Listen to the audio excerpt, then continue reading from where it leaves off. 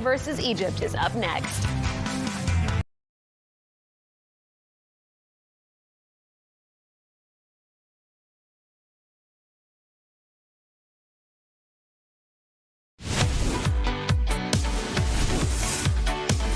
And here we go at 1 o'clock. Thanks so much for joining us for Fox 5 News Live. I'm Tyler Fingert. I am so glad you're here. We have a action-packed show to tell you about today with our headlines along with the weather. But we want to get straight to the stories you need to know. And this is one that's trending online right now on fox5atlanta.com. Let's talk about it. A months-long public controversy surrounding Atlanta radio personality Big Tigger and his estranged wife has escalated into a federal defamation lawsuit filed by his V103 co-host Francesca Amaker. Amaker, a four-time Emmy Award-winning journalist and former 11 Alive anchor who joined the Big Tigger morning show in May, filed the lawsuit against Alicia Brown in the U.S. District Court. The complaint accuses Brown of knowingly making false statements on social media that alleged Amaker was having an affair with Big Tigger, whose real name is Darian Morgan. Amaker also alleges Brown falsely implied she was responsible for injuries to Brown and displayed an emotional Instagram video. The lawsuit follows weeks of online speculation after Brown posted videos showing bruises on her face and referenced Amaker by name. At the time, Brown later issued a public statement saying she had, quote, never called my husband an abuser, end quote, and asked the public to allow law enforcement to do its job without interference. According to the complaint, Amaker and Big Tigger have never had a relationship beyond being professional colleagues. The lawsuit alleges Brown falsely accused Amaker of having an affair, blamed her for the breakup of Brown's marriage, and suggested she was connected to Brown's injuries. Amaker says those statements were false, defamatory, and made with actual malice. It's a story we'll follow and bring you updates as we get them. Let's talk about the heat. The country is preparing to celebrate the 250th anniversary of our independence, and right now forecasters are expecting a heat wave in Washington, D.C., where a lot of major events are planned, and hot temps are something you need to think about here in Georgia as well during the July 4th weekend. The main thing, drink lots of water, cut back on the alcohol, and if possible, stay inside air-conditioned areas. Of course, the last one is impossible if you're one of the 50,000+ people running the Peachtree Road Race. With the race starting under a red flag, organizers say this isn't the race to go for a personal record. Instead, slow your pace and take advantage of the water stations along the route. And between the race, a home Brave Series, fireworks, and other 250 July 4th celebrations, officials know lots of people will be outside. They urge everyone to be smart and stay safe. Atlanta's already dealt with multiple heat-related 911 calls, and DeKalb is opening cooling stations for those who need them. And speaking of the Peachtree Road Race, we know that, again, 50,000+ runners will be taking part in that tomorrow as they get ready for what's going to be an exciting morning and day out there on the out on the track. And so it's the world's largest 10K race, and the heat prompted organizers of the Peachtree Road Race to begin the event under red flag conditions. That warning means runners should slow their pace and use those water stations. But whether you're running tomorrow, hitting the road, or heading to the lake, firing up the grill, pretty much anything, you'll have to contend with some of the hottest weather of the summer. We will get a check of the forecast in just a little bit. So let's talk about the stories that we are working on here in the Fox 5 Atlanta newsroom. Assignment manager Tanya Mendoza is standing by. Tanya, good afternoon to you. How are you? I'm doing great. Tyler, a quick update on the Peachtree Road Race. They're supposed to be having a presser within this hour for the elite athletes for the race, but I was just told that they've moved it to 2 p.m. and they moved the location, so that's going to happen a little later. Just giving you a quick update on that. Let's move on to what our reporters are covering today. Deidre Dukes is set to talk to the family of twins that were found dead on Bell Mountain in 2025. The family now accepts the GBI's ruling of double suicide, and she's going to be speaking to the twins' mother today. It was the twins, Kader and Nazir Lewis.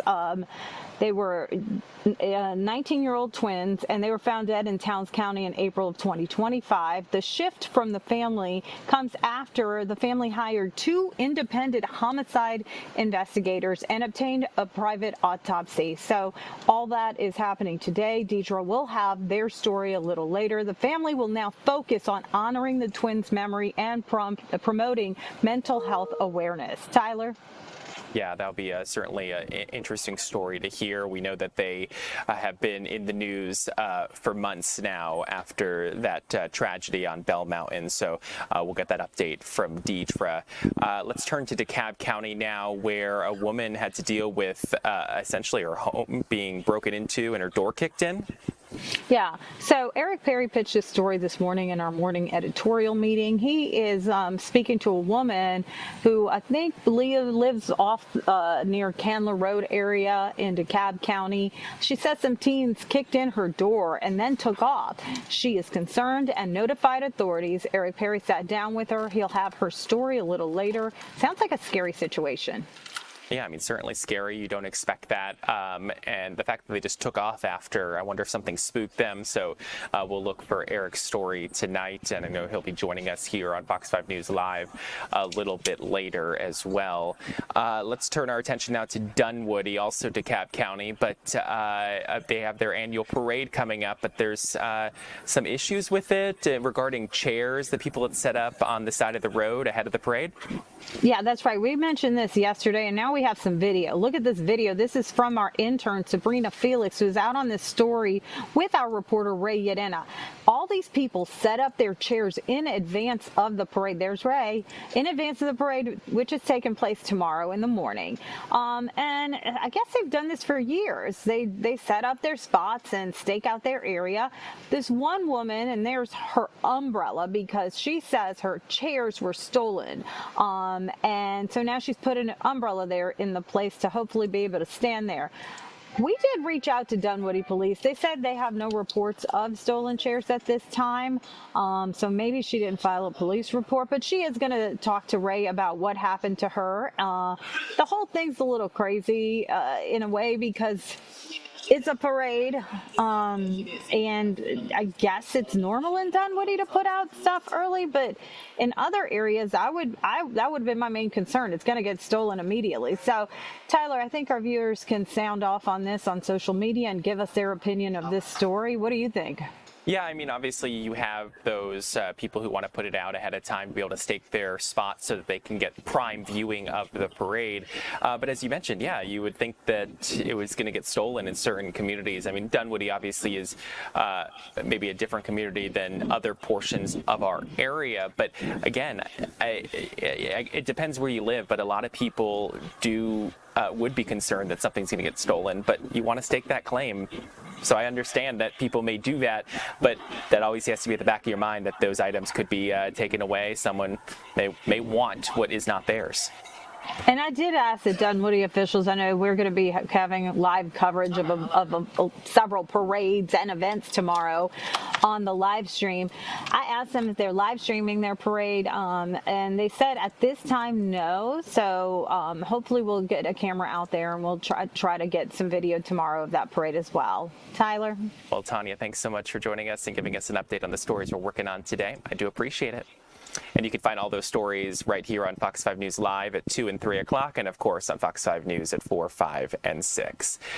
Let's switch it up a little bit. If you stepped outside, you know it is certainly a hot day out there. Pretty much what we've been seeing the last few days, basically rinse and repeat. We're expecting possible storms this afternoon as the temperatures just continue to heat up. So either way, it's going to be problematic, whether it's going to be super hot for you or you're going to see some possible storms this afternoon. We're getting a breakdown of all of this with Fox 5 Storm Team meteorologist Lauren Robinson. Another day with heat advisories all across North Georgia, and we're going to hang on to this advisory until Saturday evening at 8 p.m. This is going to be for the continued same reasons. We're looking for those heat index values in the triple digits as we move throughout our Friday and then again Saturday for our 4th of July. So this is where you really want to make sure you're taking care of yourself, your neighbors. You want to make sure you stay hydrated, seek that shade and shelter whenever necessary. Check on your elderly neighbors and relatives and and make sure you bring those pets indoors. If it's too hot for you, it's certainly too hot for them. So we're going to continue to watch for these heat advisories. Outside of that, we're going to be mostly dry for the weekend. Not completely dry, mostly dry. As we move through the rest of this afternoon, we're looking for a few hit or miss rain showers, and then off to the northwest is where we could see some stronger storms as we move into the early evening hours, but then late tonight we really clear out. So if you have Friday night plans, the skies are looking good. It's going to be pretty warm and muggy tonight, even through the overnight hours and into Saturday morning. So we're going to start our 4th of July with temperatures in the middle to upper 70s. It's going to be a warm and muggy start. We're going to see sunshine through the morning hours. As we move through the afternoon, it's going to be a mix of some areas will be sunny and dry. Other areas will be getting some quick raindrops, and that's what we're going to watch for through the afternoon. We're not looking for any sort of severe weather for our Saturday, but just some on and off raindrops. If they're just raindrops and you're outdoors, then you're fine. As soon as you hear thunder, that's when you want to head inside for a storm to pass by before you go back out. So we're looking for that mostly through the afternoon, and then we clear back out as we move into our Saturday evening. Now, as far as severe weather is concerned, for the rest of our Friday, we will be looking for those stronger storms across northwestern portions of our viewing area. So this is roughly going to be along the I-85 corridor and westward, including Metro Atlanta, where we are looking for a few of those isolated storms to become pretty strong to maybe severe. Our biggest threat is going to be damaging winds. Outside of that, we're looking for some heavy downpours and to a lesser extent, maybe some small to moderate size hail. Now, this is just for today. As we move throughout our Saturday, we will be seeing some very brief hit or miss rain showers, maybe an isolated storm, but we're not looking for anything severe for our 4th of July, and we're certainly not looking for anything to last too long if it does pop up overhead. So for the rest of our 7-day forecast, each day does hold some sort of a chance for maybe a pop-up, brief, isolated shower or storm. For our Sunday, that's going to be the one day where we are looking for more widespread showers and storms, and then behind that, our temperatures start to drop a little bit. So we're finally moving from the upper 90s that we've been seeing all week into the holiday weekend, and then those temperatures will finally start to drop into the lower 90s by the middle of next week, which is actually closer to where we should be this time of year. Lauren, thanks you so much for the update on the forecast. Do appreciate it. We still have a lot more ahead here on Fox 5 News Live at 1 o'clock. We're going to be talking with an Atlanta educator who is being recognized on the national stage for changing the lives of young people. We'll talk to him just ahead. We're back in 2 minutes.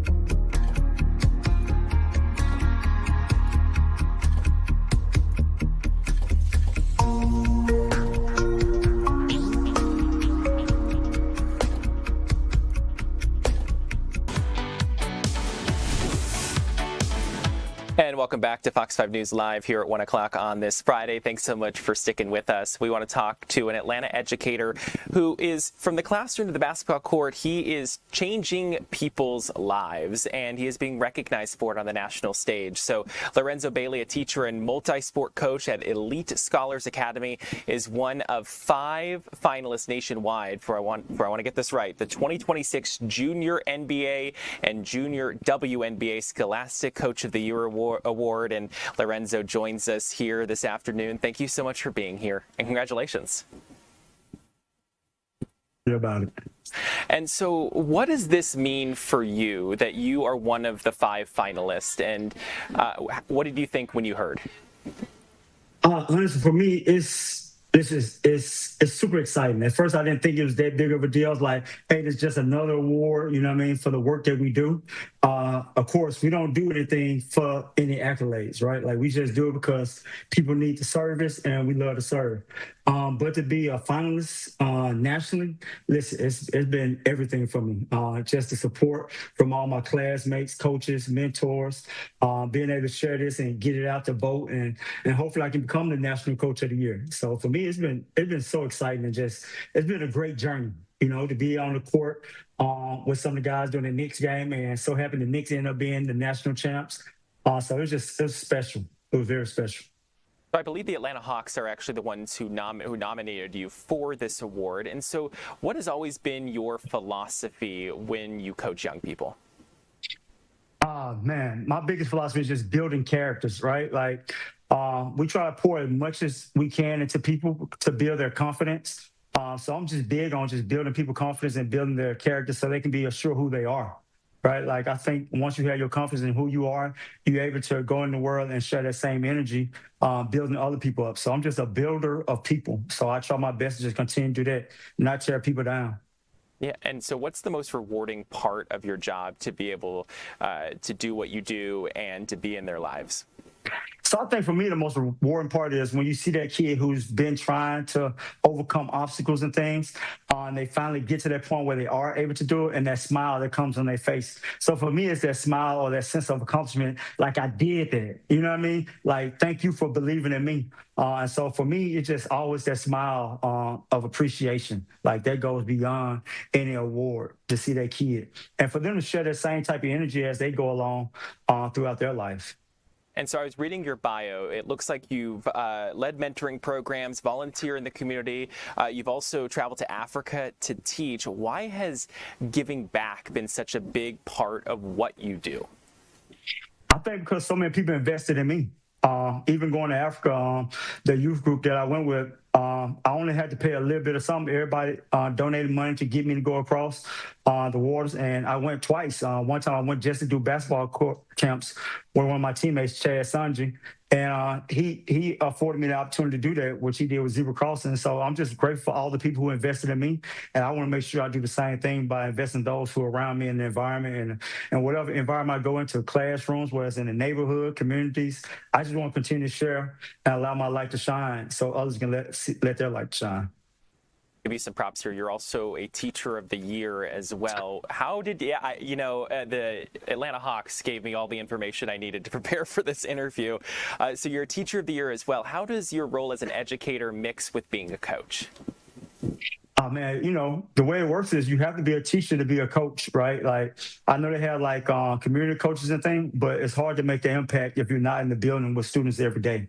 So being able to be in a school with them every day, to be able to see them progress throughout the year and be able to have those hands-on approach, I think that's what really allows you to be a great coach, because you're able to see and impact these kids when they're not on the court or the field or in the gymnasium. So I think just being able to be present with them to say, you know, and I think a lot of people are forgotten that, like, just simply saying, hey, how you doing? Or giving somebody a fist pound or a high five, how that changes people, because now they're being recognized. A lot of students are not recognized throughout the day. So giving them some type of attention, you know, elevates them.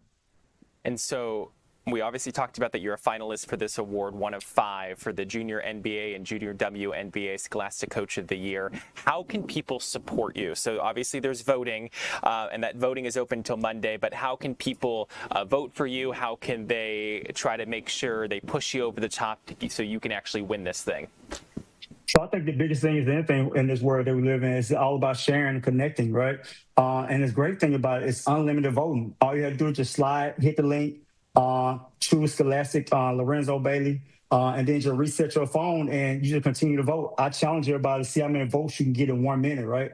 Like I think me and my wife been doing it every morning. So I think within a minute, we get like about 15 votes in. And so I think that should be the challenge. Like how many votes can you get in with 1 minute of your day? Yeah. So I think that would help a lot. And what would it mean to you if you're able to win this and become the junior NBA and junior WNBA Scholastic Coach of the Year? So I think for me, man, it's just like, what does it do for the community, right? Like, I'm an everyday worker. I'm an everyday person who shows up every day. And for people to see this, students see this, people who go to work every day say, man, just to be recognized as something that you love to do. I think that's what's so amazing to me about it, is that this is something I enjoy doing. Like, nobody has to force me to go to work, like, or to support other kids or be involved in people's lives. Like, I love doing this. So I think just being recognized for the things you love to do is so amazing. So go vote for him. Lorenzo Bailey, you are clearly a light. I just met you here on our air just now, and your positivity shines. It is crystal clear. Thank you so much for joining us this afternoon. I really do appreciate it. And please go vote for him. The Atlanta Hawks would appreciate it. Lorenzo Bailey would appreciate it. And I do appreciate you joining us, Lorenzo. Good luck. Hey, thank y'all so much. And we'll make sure we put the information on our website just on where you can go vote for him. We still have a lot more ahead here on Fox 5 News Live at 1 o'clock. Let's talk about this. So earlier this week, we saw that England beat DR Congo 2-1. It happened in front of a passionate group of people right here in the city of Atlanta to advance to the round of 16. So next up, they'll take on Mexico on Sunday. And so speaking of those passionate supporters from England, we're pleased to have one of them talk to Good Day Atlanta's Buck Lanford from Mexico, Lloyd Canfield, who has now become quite the viral sensation. Let's take a look. Before we talk about how you went viral, I want to hear this first of all. From my perspective, it's been so much fun to watch on social media, even watch in person, how much fun you and your countrymen have had traveling around following your favorite team. Tell us about your time in Atlanta and your impressions of Atlanta. Atlanta was amazing. I mean, I'm actually a sports journalist, so it's kind of my job to go viral and record these moments. But Atlanta was amazing. I've been to Dallas, Boston, New York, and then Atlanta. And Atlanta was one of my favorite places. And it was largely down to what I presume we're going to talk about, which was the Atlanta Braves baseball match and Michael Harris. It was an incredible experience, and it helped that obviously England won as well in such dramatic fashion. Sure. So are you a baseball fan? Were you a baseball fan before? Or did you like, hey, I'm in Atlanta, let's go check out a Braves game? I feel like the Braves fans might like this, but I actually went to my first ever baseball match in New York. I went to watch the New York Mets. And I thought it was quite boring, and I didn't think they were much good either. But then I gave it a second chance and came to Atlanta with all the England fans, and the atmosphere was amazing. And obviously, we fell in love with Mr. Michael Harris. Let's talk about that interaction there. I guess there were chants going on during the game, some interaction during the game, and kind of culminated with a swap of a hat, and there was jerseys involved. Tell us about that.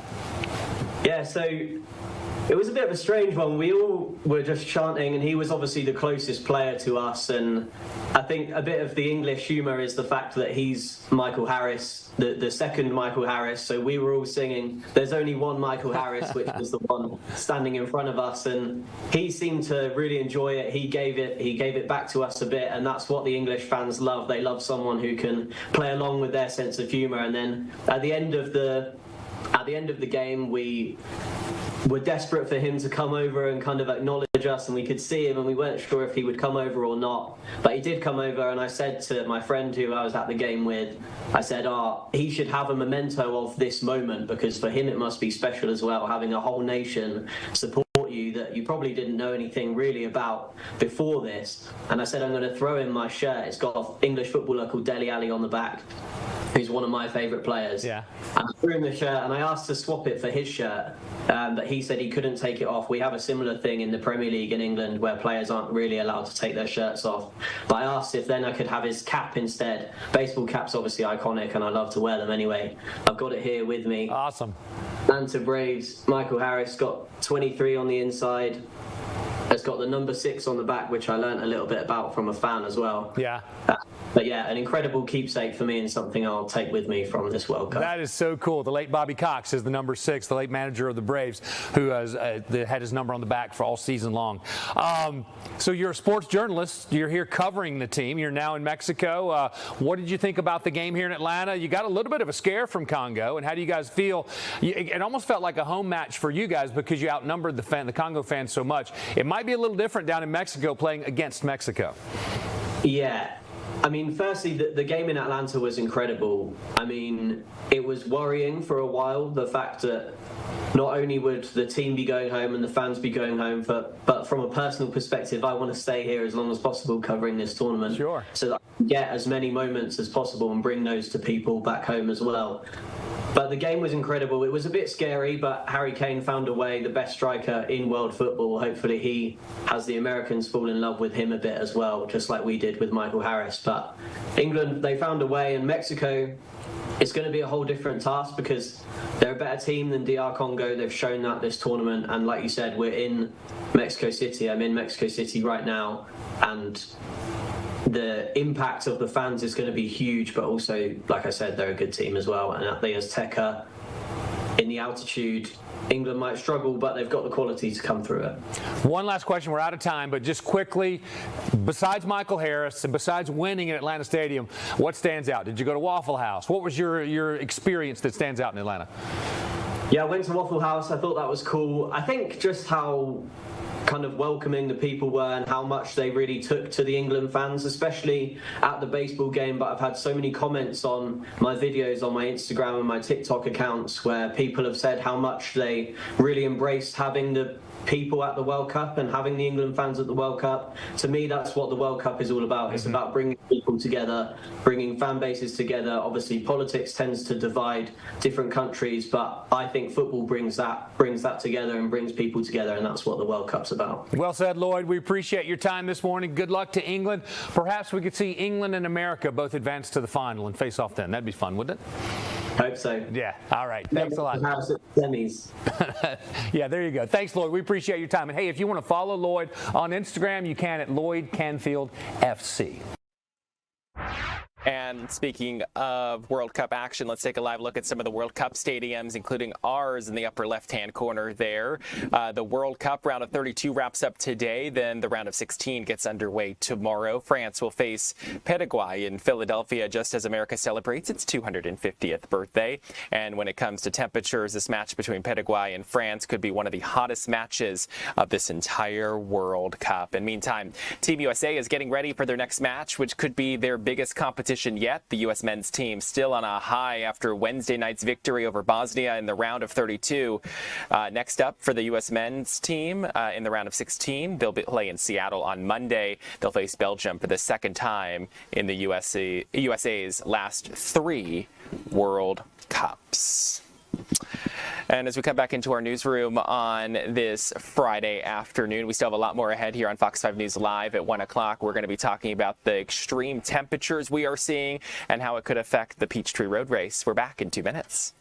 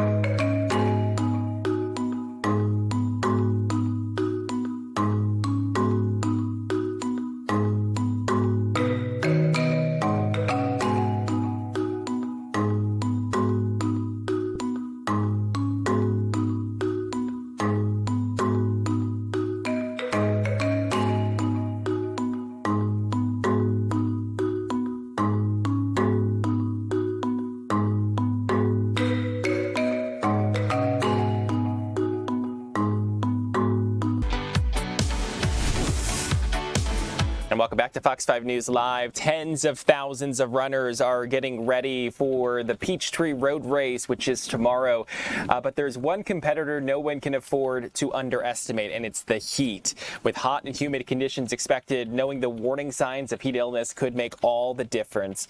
And organizers of the Peachtree Road Race have said they will begin Saturday's event under red flag conditions. That warning means runners should slow their pace and use every water station along the course and pay close attention to how they are feeling. And joining us now is Dr. Lakshmi Kumar, an emergency medicine physician at Emory Healthcare and also the co-medical director of the Peachtree Road Race. Doctor, thank you so much for being here this afternoon. Of course, thank you for having me. Well, and so let's start here. I don't know if you're involved in the decision-making for the red flag conditions, but what does that kind of entail, and could things, and how does that play a role in what we're going to see tomorrow?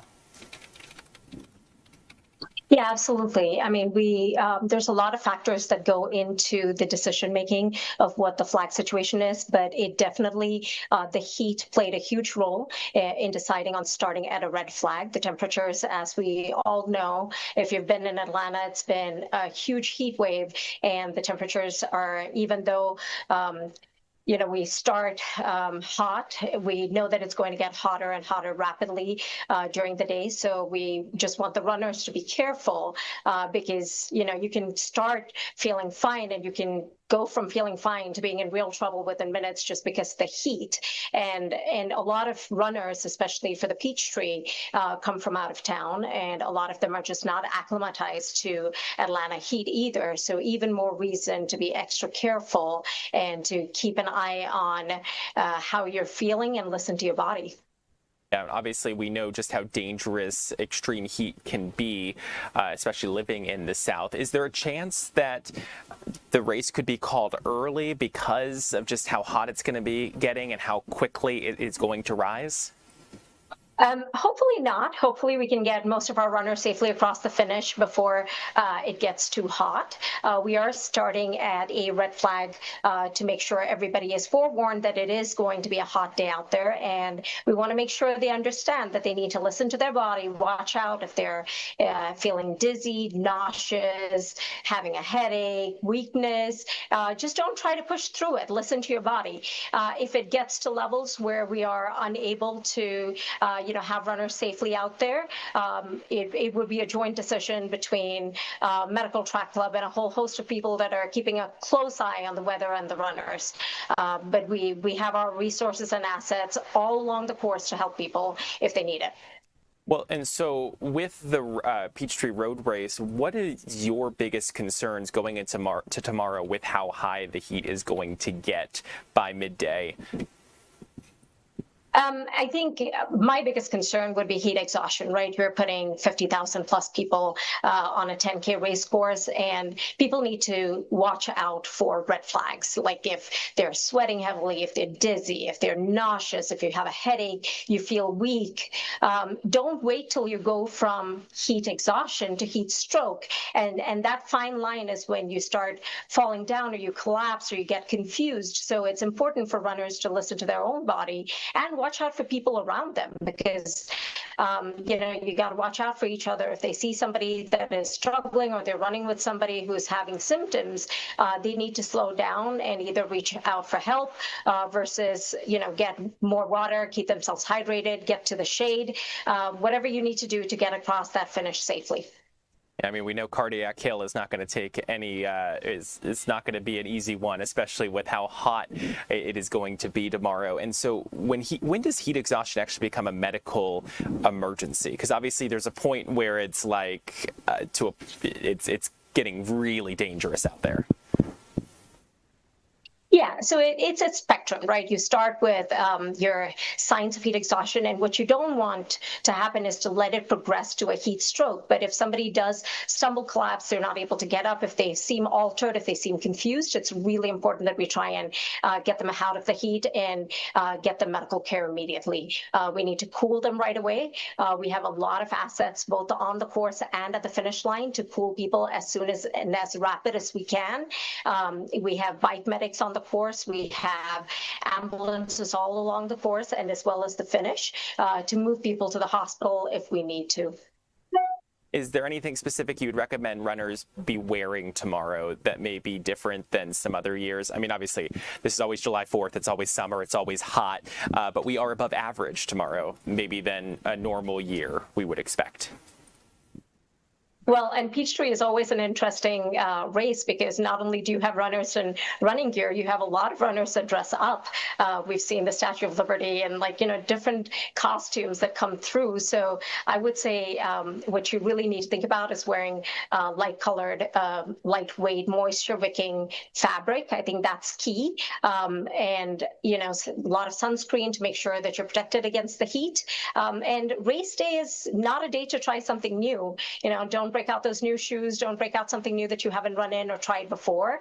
But make sure that you're wearing something that is light-colored, lightweight, moisture-wicking, and maybe stay away from the costumes. Yeah, probably good advice for the costumes. We know things like that definitely do not breathe well. Is there any final advice you want to give to the 50,000 plus runners who are going to be out there tomorrow? I think listening to your body is important. Tomorrow is not necessarily a day for chasing a PR, right? It's a day for finishing smart. We've got medical resources all along that course. It's close by, ready to use, in hand if you need it. But I think the real win tomorrow is going to be crossing that finish line, getting home safe, and being able to enjoy the rest of your fourth with the people you love. Dr. Kumar, thank you so much for joining us. We do appreciate it, your expertise, as well as just obviously your experience dealing with this. I do appreciate your time this afternoon. Of course. Thank you so much. As we come back into our newsroom, let's continue our conversation about what people are going to be doing tomorrow. Obviously, the Peachtree Road Race is one thing, but others are going to be taking in fireworks and barbecues. But others are also taking in the holiday by learning how early Americans marked the holiday themselves. Maria Guzman is live at the historic Donaldson Bannister Farm in Dunwoody, where a star-spangled open house is bringing history to life. Maria? Hey Tyler, earlier during our morning I was outside. I was showing you guys all the outside decoration, but I'm gonna go inside to show you guys how well they did in decorating both inside, outside with the American flag and the colors. So I'm gonna go ahead and flip my camera because I want to give you guys the full experience. So Allegra, thank you so much. Hey everybody, we would like to welcome you to our home. Come on in. There we go. So just look at this beautiful hallway. This is where it starts. Obviously, we have a beautiful 4th of July wreath. So let's walk into this room. What is this room?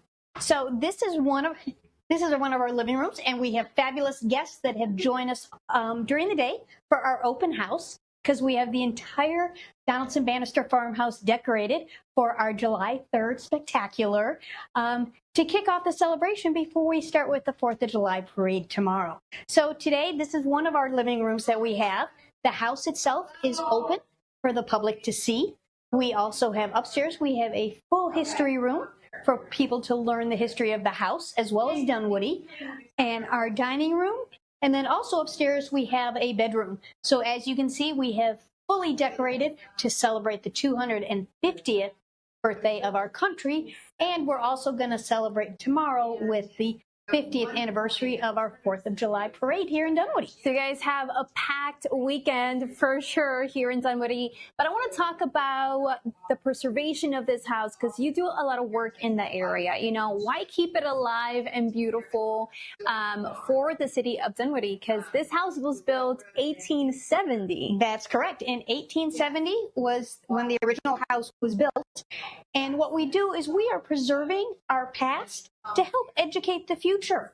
And that's part of the Dunwoody community coming together to preserve not only this property, but the Cheek Spruill House, which is another property in the middle of the city. And we are here to make sure that our history doesn't disappear and to share with the future what Dunwoody is, and to encourage community members to always know that it doesn't stop today. It continues for the future, and we always have to acknowledge the past. I mean, I've been here since almost 10 a.m., so I've seen a lot of people that have been just coming in and walking around. What has been your response or your reaction? Because a lot of the people don't know about this. They don't know that it's free and that it's also a public park. It sure is. The Donaldson Bannister Farm and the property is actually owned by the city of Dunwoody. And we, the Dunwoody Preservation Trust, that was founded in 1995, we're here to manage the property. So we're here to make sure that it stays in tip-top shape for the community to come visit. And Maria, you're right. All of our property is open to the public at any time. We are happy to do house tours. If you just go to our website, DunwoodyPreservationTrust.org, we'll be more than happy to come open the doors for you so you can see and experience the history that we're preserving. And then just talk to me about tomorrow, because tomorrow you are going to be a grand marshal in the parade. So how big is that for your work in the organization here? Well, we're honored to do it because it's a collaboration between us and the Dunwoody Homeowners Association, who actually organizes the entire parade. They have over 150 participants. We will have approximately 30,000 people in attendance. And it really brings not only our community together, but it brings the people from outside Dunwoody to come in and see really when we all come together, what a great community we are. We are honored to be the Grand Marshals as we preserve the past and go into the future. Myself and Kristen Simons, our executive director, are beyond thrilled to be riding in our Grand Marshal car. But I have to tell you, you have to watch out for our float, because we have a float that shows one table where we all come together to be together as one. So look for us tomorrow in the beginning of the float, and we will wave at you and just show you how proud we are of everything that's going on. That's so cool. I did see some pictures of the float, and I am pretty impressed on that. So it's still about 20 more minutes if you guys want to come on here, stop by and do this tour, but also just see all the beautiful decoration. I asked how long it took. They told me it was about 3 a day. So a lot of work, a lot of details. So just come on by. It's all free. Looks great. Maria, thank you so much for a look inside, and we'll catch up with you over the course of the next 2 hours here on Fox 5 News Live. We do appreciate it. And as we come back into our newsroom now, the time 1:42. I want to get a check of the stories that are trending right now on fox5atlanta.com and Fox Local. Digital content creator Joyce Lupiani joins me now on this 3rd of July. Joyce, thanks so much for being here. Hey, Tyler. So I got a couple of great stories for you today. Okay. So our first story is a 4th of July mystery. Someone stole a 7-foot-tall eagle statue from Deer Creek Farms in Catoosa County. Now, this giant eagle weighs between like 150 and 200 pounds. So it was probably more than like one person. It probably took a couple of people to pick this thing up. So the Catoosa County Sheriff's Office is asking the public, obviously, to keep their eyes open and contact them if they spot the eagle. So if you are out driving around this weekend and you see this eagle sitting in someone's yard, or you spot it in the back of somebody's truck, definitely reach out to the Sheriff's Office. You could also probably contact the farm, because they do have a post on their Facebook page. And we have like all the information and the links to that on our website for you guys to find if you need it. It's not like it's going to be hard for someone to spot that if it's out and about in the community. A 7-foot-tall eagle statue is kind of going to be a sight to see for a lot of people. And you were talking about this earlier. It's your favorite story of the day. Yeah, I mean, it is a beautiful statue.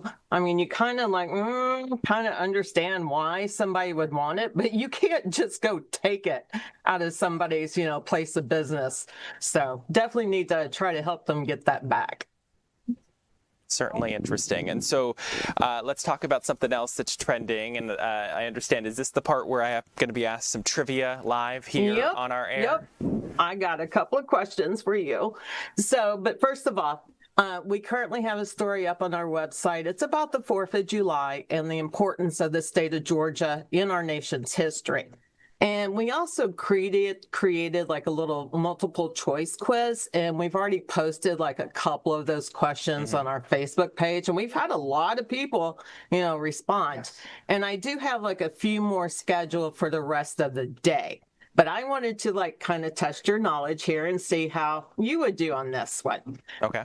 So the first one, which colony was the last of the original 13 to be founded?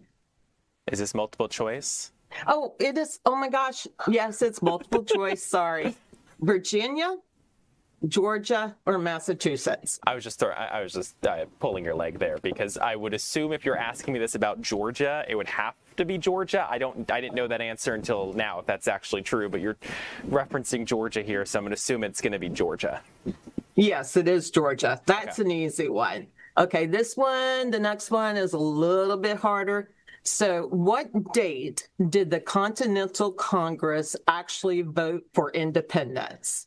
This isn't really, Georgia related necessarily. This is just kind of general 4th of July stuff. So I know it wasn't on July the 4th, but I think it's the 3rd, but it may be the 2nd, if I'm trying to remember my American history from 11th grade, so over a decade ago, well over a decade ago. It was July 2nd. Okay. So, and fun fact, John Adams believed that Americans, would celebrate July 2nd originally. He even wrote something like the day would be marked with pomp and parade and bonfires and illuminations, but somehow, and actually I don't know the details on this, July 4th ended up being the actual day that we celebrate. Okay. But that's because it's when they signed the Declaration of Independence. Oh my gosh. Okay, now who's the dummy? All right, okay. Oh, and oh my gosh, my last question is actually about the Declaration of Independence. So how many people from Georgia signed the Declaration of Independence? Was it 1, 2, or 3? I'm going to go with 3. Oh, you're right. It was Really? Button Gwinnett. Yeah, Button Gwinnett, Gwinnett County, Lyman Hall, and George Walton. You did send me you sent me the questions and the answers ahead of time, so I wouldn't look, and I never actually opened your email. So we actually were playing truthfully here, because I never actually got a chance to open the email. All right. Moving on. One last thing I just wanted to remind everybody, we do have weekly lists. Every week we have like a things to do list on our website. And this week we have 2.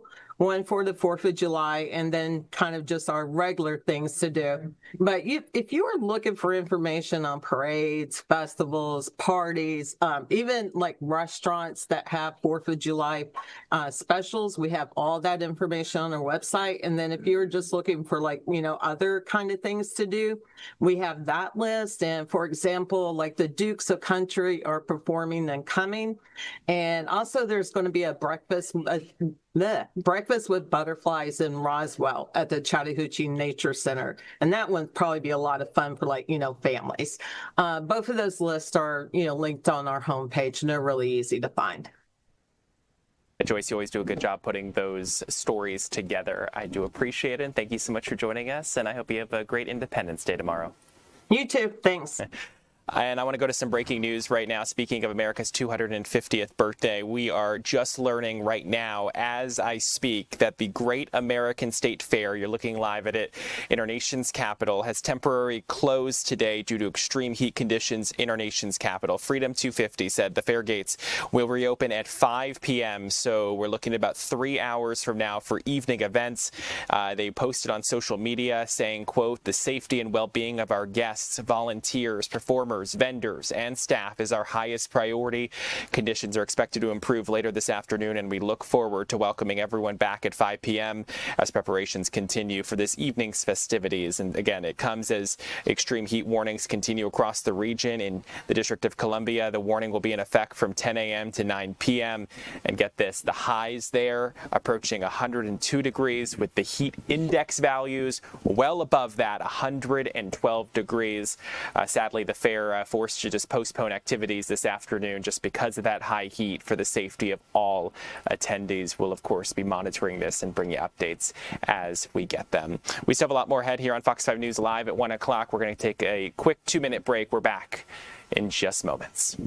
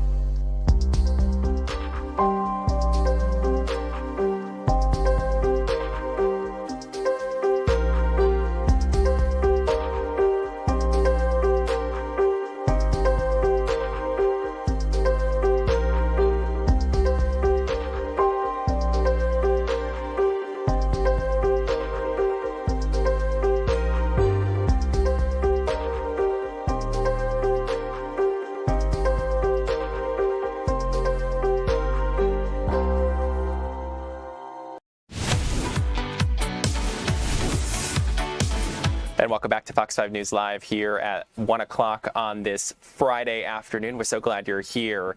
America's 250th birthday celebration is well underway, including in Jonesboro. Let's check in with our Chris Rosenthal, who is at Stately Oaks, with all the details about what's going on down there.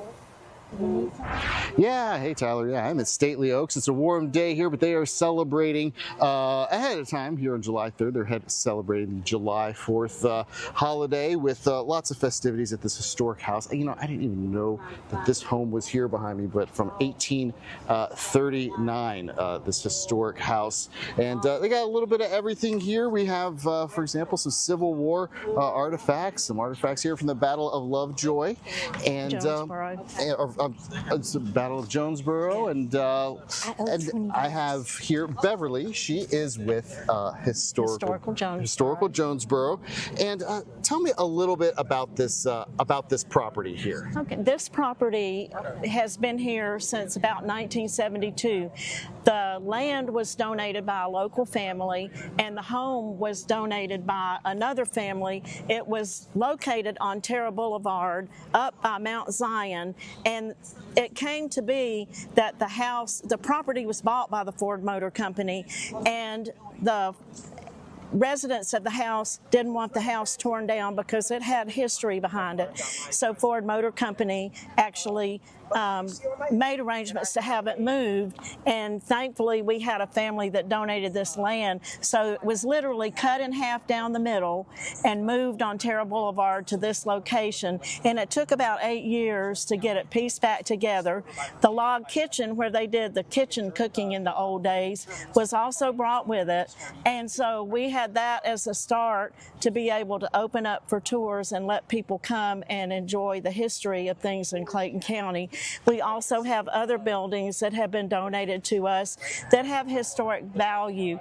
The Juddy's Country Store, we have the last one-room schoolhouse that was in operation in Clayton County, and we have a tenant cabin that was used by people that were the sharecroppers of the day, and just a variety of other things. We have a Native American village, many things to see over here from our history in the past, and we're just so thankful to be able to be open today to celebrate America's 250th birthday. This is a celebration for that today. And it's so cool. We have people in period outfits and costumes. We have the artifacts over there.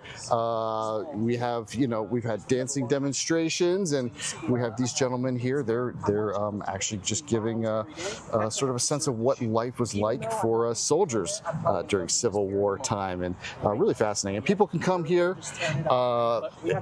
Today, this goes on until 4. People want to come by. We'd love to see them. It's free to come by, but you do have to pay to see the house, right? The house tour is $10 per person, and that's for the full 1-hour tour of the house. But the grounds tour to go and see all the properties and the exhibits we have vintage dancing that you can participate in, and various other things that are going on today that is free to the public. And if you miss it today, though, you can come on out. You can support. This is a nonprofit. Tell me how people can come out here and support this. Yeah, and we're an all-volunteer group here.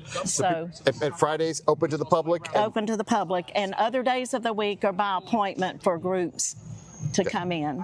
Wonderful, wonderful. Well, I'm going to hang out here for a little bit longer, and a little bit later I think we'll get a little bit of our sneak peek tour of the house itself inside this historic house from 1839. They've had a really great turnout here today for this July 4th America 250 celebration here at Stately Oaks in Jonesboro. Chris, thank you so much for a look inside. A super cool thing that they're doing, and glad that they're able to show people just what this was like. Chris Rosenthal, thanks so much for joining us. We'll check in with you a little bit later. And that is going to do it for us for Fox 5 News Live at 1 o'clock. But don't go anywhere. The news at 2 and 3 will continue. I'm Tyler Fingert. Ariel Onstott will join you in just a little bit right here. Stick with us. We're back in about 2 minutes.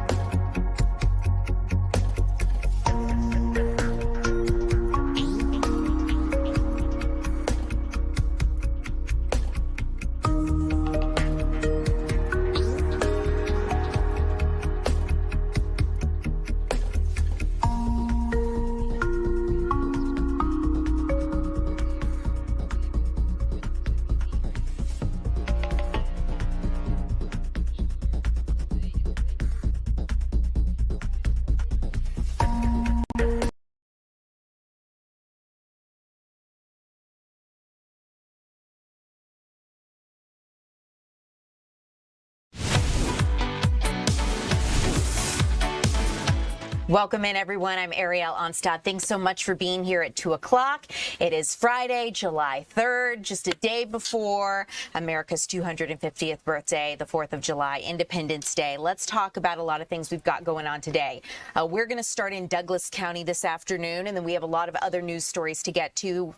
Speaking of, like a lawsuit involving a radio host, as well as an arrest of a sheriff here in Georgia. We're going to talk about all of that. But like I mentioned, let's get down to Douglas County, where our Kevin Stewart is standing by. And Kevin, I understand that resistance has really been building in West Georgia against data centers. We were talking about this issue yesterday with Deidre Dukes, and we've seen Haralson, Paulding, these other counties put out moratoriums, or consider that at least, putting out moratoriums. What is being discussed in Douglas County? Well, right now we're in West Douglas County up against Carroll County. You noted Carroll County has a moratorium on data centers right now, and this land behind me, you see, could become another data center. We're off of the Liberty Road exit off of I-20, the Villa Rica area, and there has been a series of informational hearings about this land behind me that could become a data center. And there's going to be a big public hearing coming up Tuesday night at the Douglas County Courthouse, where folks are going to get to fire off their questions, and eventually the county is going to decide if they're going to rezone this land. We're talking about 700 acres, more than 500 football fields, if you want to do the math on that, that could become the scene of 5 buildings that will make up a data center. Some of the information that's come out of this series of information meetings is that there's going to be a buffer zone. There's going to be some high-tech cooling facilities there, so there won't be as much water usage, which is a big complaint. But the truth is, a lot of people we talk to who have been to those meetings say they still have a lot of concerns, and they just don't buy it. And I had a chance to talk to one woman who felt that way, and another one who attended the meeting, who says now she feels a little better about what's going on with this project. I want you to take a listen. Know what you're telling us is what you think will make us feel good and agree with you. But I understand that most of us are old enough to know that everything we are told is not always true. Data centers are going to come. We are in an age of AI, electric cars, cell phones, internet. They're going to come. Our job is to make sure that if they get approved, that what they are doing, the people that are developers and whomever else, what they are doing, that they are coming and they're going to make sure that we're safe, our water is safe, our electric bills and water bills are not going up. I don't think it'll be a detriment to the county. Now, data centers have been a really hot topic here in our state. A good reference point is a special that Deidre Dukes did a while back, a really good job on that, where she took a look at the data center boom in the state. And the metro Atlanta area and exurbs really have become the focal point in the nation for new data centers. Traditionally, for a long time, it was the Washington, D.C. area, Northern Virginia, was the epicenter where you have so many data centers, the Amazons and all of that up in that area, in those D.C. suburbs in Northern Virginia. And now you're beginning to see a lot of pushback there, the Maryland suburbs, and even over in the West Virginia side. But there are different reasons. So, for instance, in West Virginia, that governor is actually recruiting them because he sees that as a way to generate new jobs and economic development. And that is one of the big pushes here when people support these events in our state. They say, hey, these are not just necessary for our infrastructure for AI and cell phones, computers, etc., but also they provide jobs. But obviously there are two sides to every story, sometimes three. Ariel? Isn't it the truth, Kevin? What is it? Version of the truth? It's yours, mine, and then the third person or the third party. So, okay, talking about this, it's interesting to see the different perspectives, and also keeping in mind just how, as these different communities, Georgia, when you look at a map of the Southeast, Georgia has so many data centers compared to some surrounding states. And I feel like a lot of people are starting to take note of this, and they're concerned for the future and what this means. We've seen discussions about putting data centers in space. It'll be interesting to see how this moves forward and what some of the solutions are that leaders come up with. Yeah, it's a fascinating thing because I expect this to become a bigger issue in the gubernatorial race coming up. It'll be interesting to see where those candidates stand on that, because this has become a big issue in our state. As I noted, that Washington, D.C. area had long been the main focal point. Now it's right here, and a lot of people are concerned. Not just here in West Georgia, but all over the state where we've seen it. I believe we had a story yesterday about folks upset in DeKalb County and Fayette County over projects there. Coweta County approved a big data center several months ago, I believe, as well. Yeah, Kevin, it is interesting as well to understand that, like you pointed out, this would be a big issue in the midterms. It's something that you would think, okay, being pro-AI, pro-business would be something that, say, oh, maybe a stereotypical Republican would be for, but at the same time, we're starting to find that this is one of these issues that kind of transcends politics in a way. People are concerned about their community. So, Kevin, as always, I appreciate your reporting and joining us live. Thank you so much. I know we'll continue to speak about this. Won't be the last time we talk about data centers. We'll see you this evening, Kevin. I appreciate you. All right, guys, let's continue here. I want to talk about some drama unfolding with Big Tigger. So an Atlanta radio host has filed a lawsuit amidst this Big Tigger drama. This months-long public controversy surrounding Big Tigger and his estranged wife, Alicia Brown, has escalated into a federal defamation lawsuit filed by Big Tigger's V103 co-host, Francesca Amaker. Now, she's a four-time Emmy Award-winning journalist and former 11 Alive anchor who joined the Big Tigger morning show in May. She filed that lawsuit against Alicia Brown, and the complaint accuses Brown of knowingly making false statements on social media that alleged Amaker was having an affair with Big Tigger. His legal name is Darian Morgan, so if you hear that name, know we're talking about Big Tigger. Amaker also alleges that his estranged wife, Alicia Brown, falsely implied she was responsible for injuries that Brown displayed in an emotional Instagram video. The lawsuit follows weeks of online speculation after Brown posted videos showing bruises on her face and referenced Amaker by name. At the time, Brown later issued a public statement saying she had, quote, never called my husband an abuser, end quote, and asked the public to allow law enforcement to do its job without interference, but she did not publicly retract statements involving Amaker. Keep in mind, this comes after a recent arrest following allegations of domestic abuse and violence related to Big Tigger. So we will continue to keep you updated as this story moves forward. In the meantime, let's talk about the latest in Towns County, because the suspended sheriff there has been arrested by the Georgia Bureau of Investigation. He's now facing multiple felony charges tied to an ongoing financial investigation. Henderson Young Harris was charged, or Henderson, Kenneth Henderson is his name. He's from Young Harris, and he was charged with theft by deception, making false statements in writings, and 3 counts of violation of oath of office, as well as some other charges. He was booked into the Towns County Detention Center, and according to the GBI, this investigation started after the local district attorney's office requested an independent review back in May after the discovery of a financial transaction during the Towns County annual audit. Investigators found out a check had been written to Henderson from one of the Towns County Sheriff's Office bank accounts. On Monday, the governor ordered a new probe into the sheriff, and at the time it was made clear that this second misconduct allegation was not related to the criminal case already pending against him. The executive order signed last Saturday cited allegations of misconduct. So this is something we'll continue to keep you updated on as we get new information related to his arrest and the charges that he's facing. Let's talk about what we're learning in terms of 2 people who have now been arrested after a 19-year-old was killed at out of some apartments in Cobb County. This shooting claimed the life of a 19-year-old man, and Cobb County police have arrested 18-year-old Maurice Adams and 19-year-old Marquise Adams as suspects in this shooting. This unfolded at the Stratford Ridge Apartments on Delk Road. Arrest warrants were obtained, and both men have been charged with felony murder and aggravated aggravated assault. They're being held without bond at the DeKalb County Adult Detention Center. And for some backstory, this happened in the afternoon of June 30th at the Stratford Ridge Apartments. Officers found 19-year-old Giovanni Scruggs inside a vehicle with a gunshot wound to the head. Officers tried to treat him there at the scene. He was rushed to a local hospital where he later died from his injuries.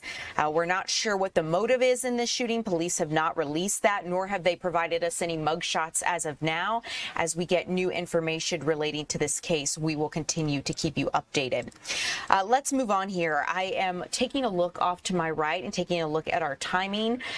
We have some other news that we want to continue on with here on your Friday afternoon. So let's talk about something that we've spoken extensively about.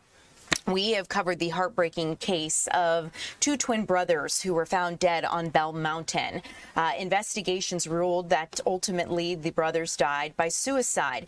At first, the family did not believe that ruling, but now, after seeing some of the evidence, it seems that they're ready to talk about how they feel about this case. Our Deidre Dukes spoke to that family and joins us live now. Deidre, it is great to see you.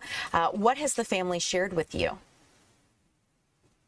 And we're talking about 19-year-old twins, Kadir and Nazir Lewis. They were found shot to death on Bell Mountain in Towns County last year. And from the moment that their bodies were found, there was a lot of speculation, not only by the family, but by others who learned of this case because of the circumstances surrounding their deaths. Now, the GBI officially ruled their deaths a double suicide, but the family did not believe that, in part because the young men were from Gwinnett County. They were attending college. They were living with their father and stepmother at the time in Gwinnett County. And by all accounts, they were very happy young men, full of life.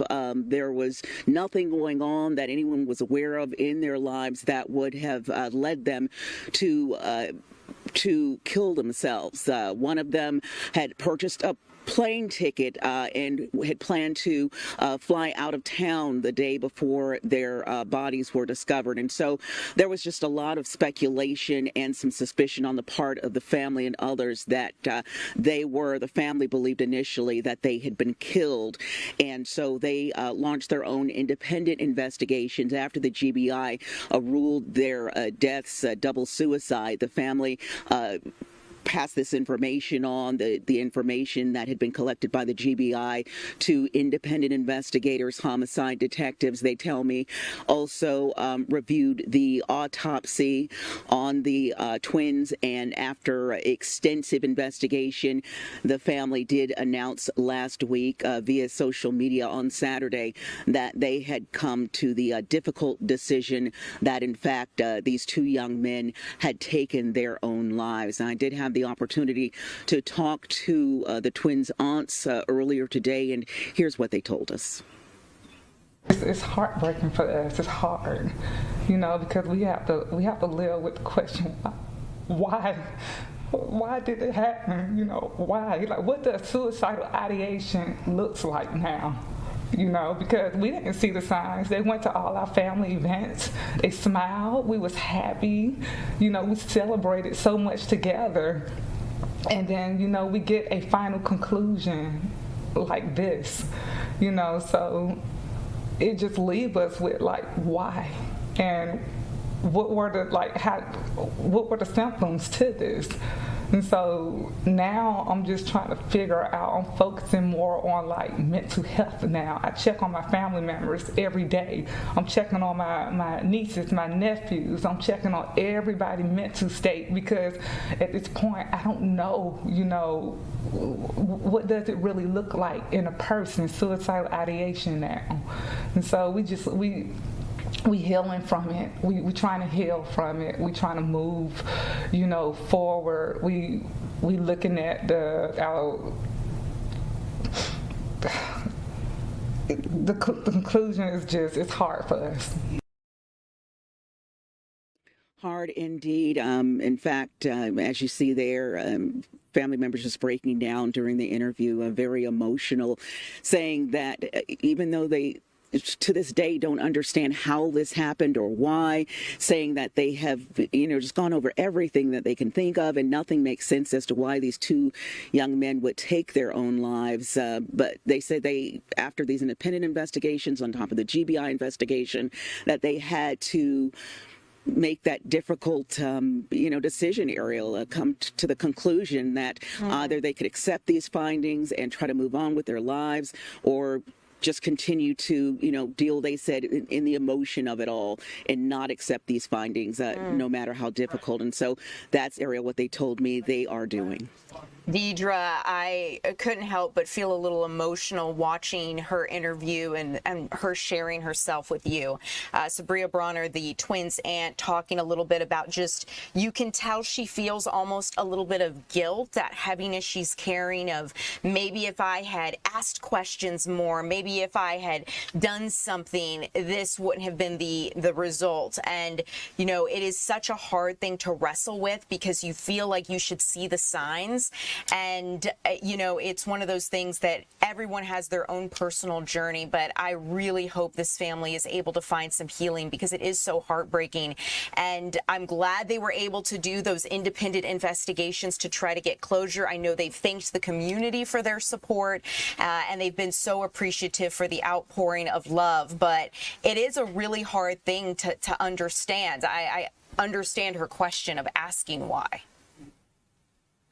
Yeah, and absolutely. And they do say that as they work to heal and to move past this as much as they can, because, of course, Ariel, as you know, you never really get over something like this. But as they continue to work to get past this and look forward, they say that they do hope in some way that they can not only honor these young men's memory, but that they can find some good out of this tragedy, and perhaps find some sort of way where they can advocate for mental health awareness and work to help others who may be going through something that apparently their own loved ones were struggling with when this tragedy occurred.